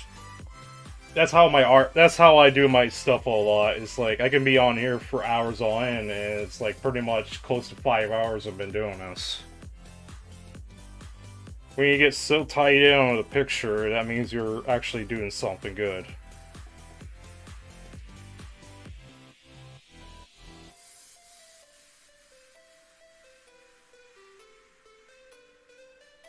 I don't want to be too much. I don't want to be going like way over 5 hours. That's the thing, because like I do deal with some back issues. So when I do like massive streams, I can do all right every now and then, but sometimes they don't. Sometimes they can actually make me a little bit sore from doing it. But as of tonight, I'm actually doing pretty good. Alright, so let's go ahead and get the ears done. That's not what I wanted to do. There we go.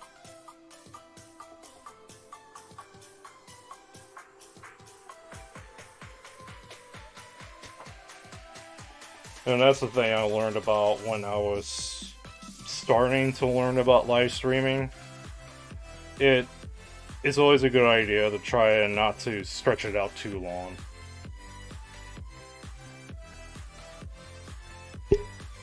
Yeah, because like,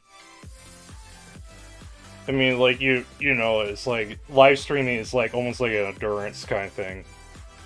And you gotta try to balance everything out the best you can to be comfortable and not to burn yourself out. And that's like key for the making these pieces.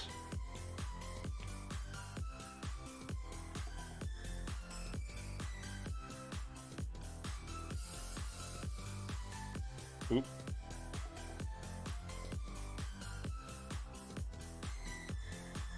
Like, I had pieces in the past that I just did not want to put long time into it. There was like some Vtuber pieces I just, you know, it just wasn't clicking for me. It just really depends what you're doing and how comfortable you are.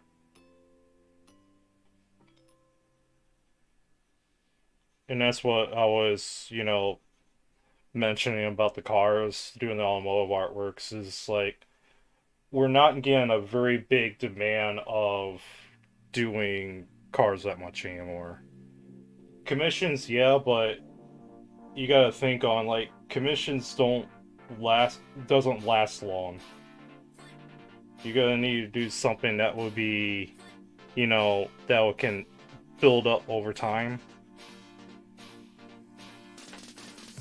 And sometimes the commissions just doesn't do that well. And here for the past couple of years, the only thing we're actually doing by sales wise is mainly commissions for automotive. We've been mainly selling prints of the anime stuff more than anything. And like the past car shows we went to, we only sold like maybe one or two, lucky enough, maybe 5 automotive pieces. They even know how cool they look and everything, but it just normally people go to car shows and they don't expect to spend money.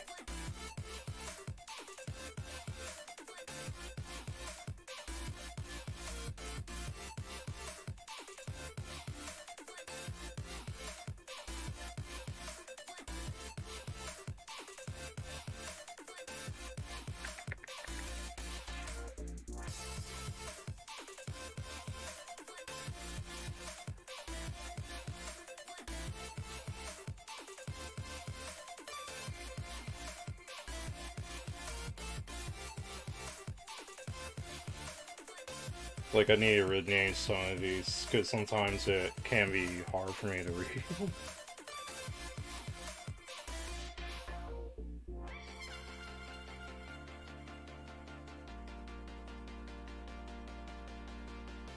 Come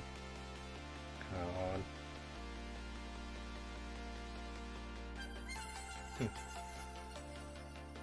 Ah, okay. Gotcha.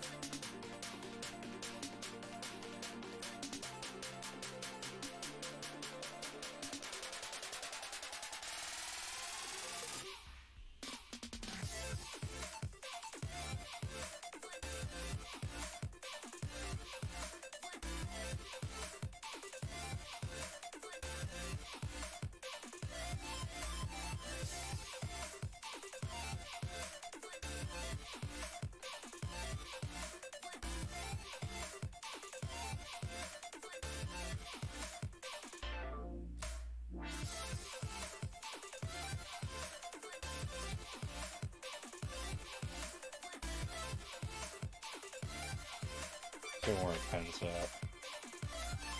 Okay, cool.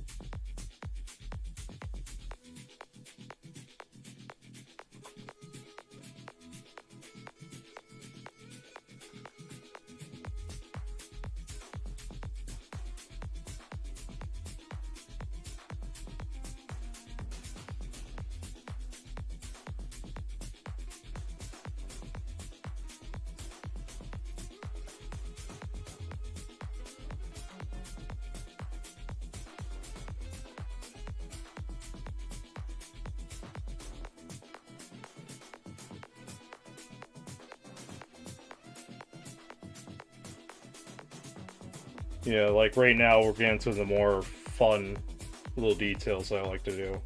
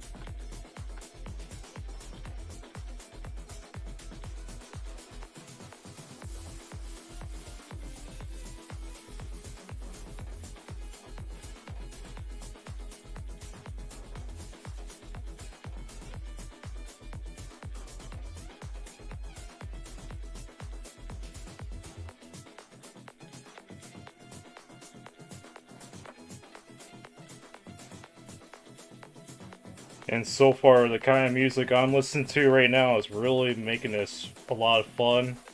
Red Hot Chili Peppers. Music is a big inspiration when it comes to making these.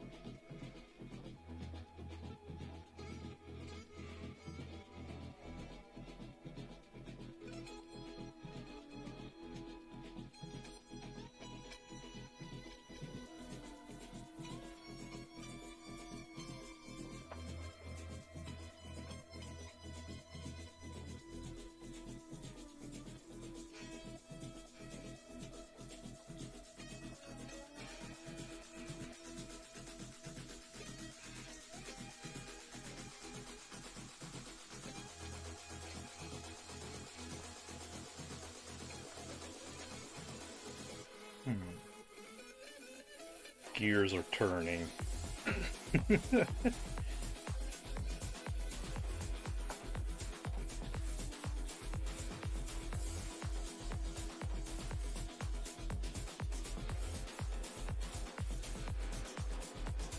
There we go.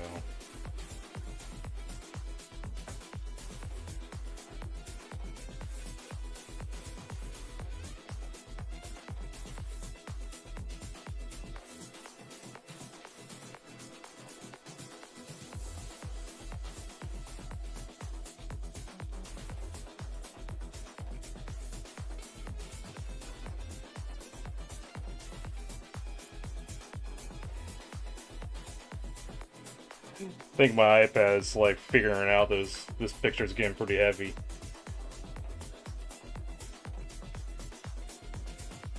Sometimes my because I use a pretty good size file to make these pieces, and sometimes the iPad doesn't like it when I do that.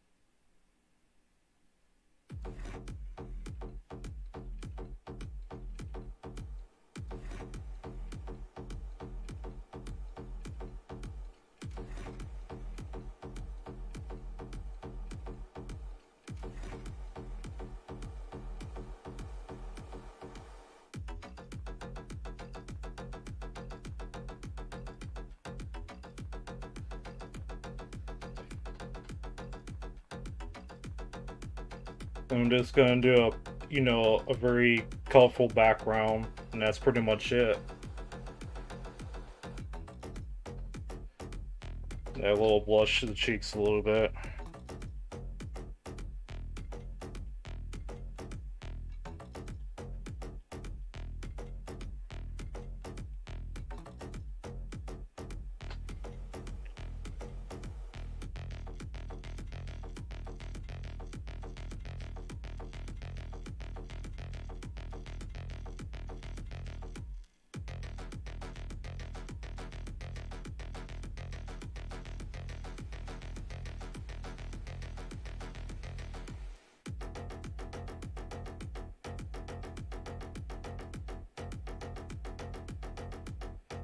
And that's the inspiration of how the eyes are made. And that's the main reason why I like anime so much. Because it plays like that. To me, anime is by far the most beautiful art style.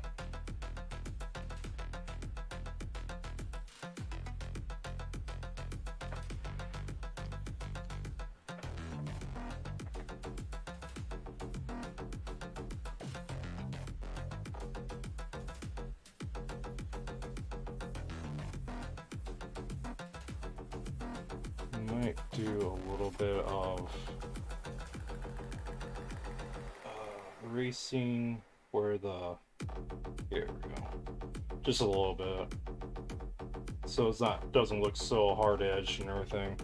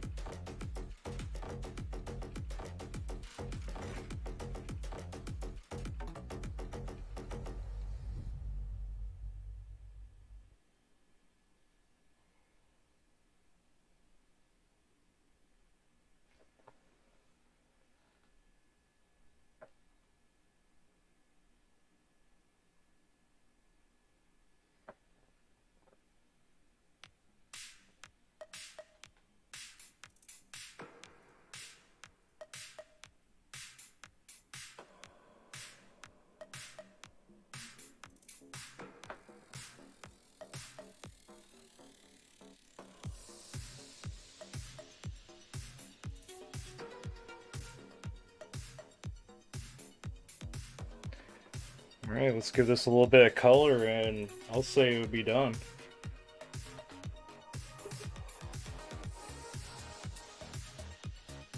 Make a nice black background.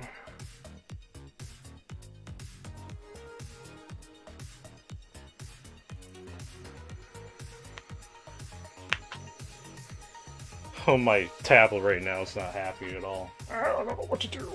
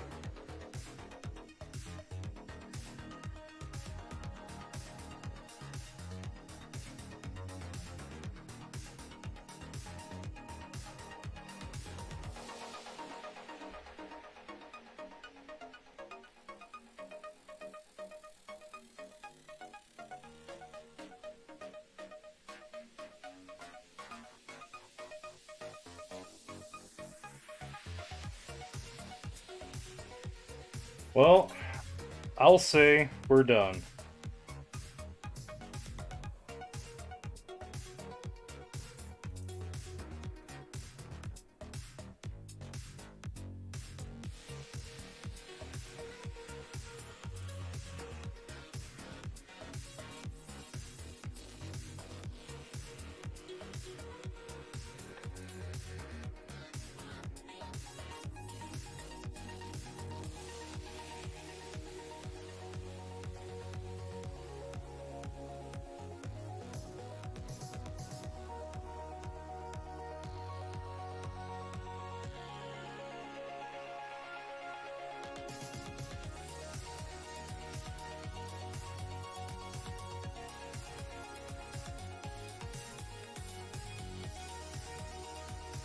All right.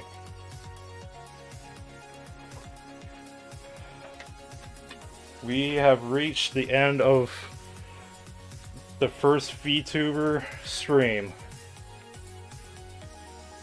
I'll send you the copy of the piece so you can use it for advertising. I will be making a post of this as well. So I'm just gonna sit here and look at this for a while and tie it up for the night.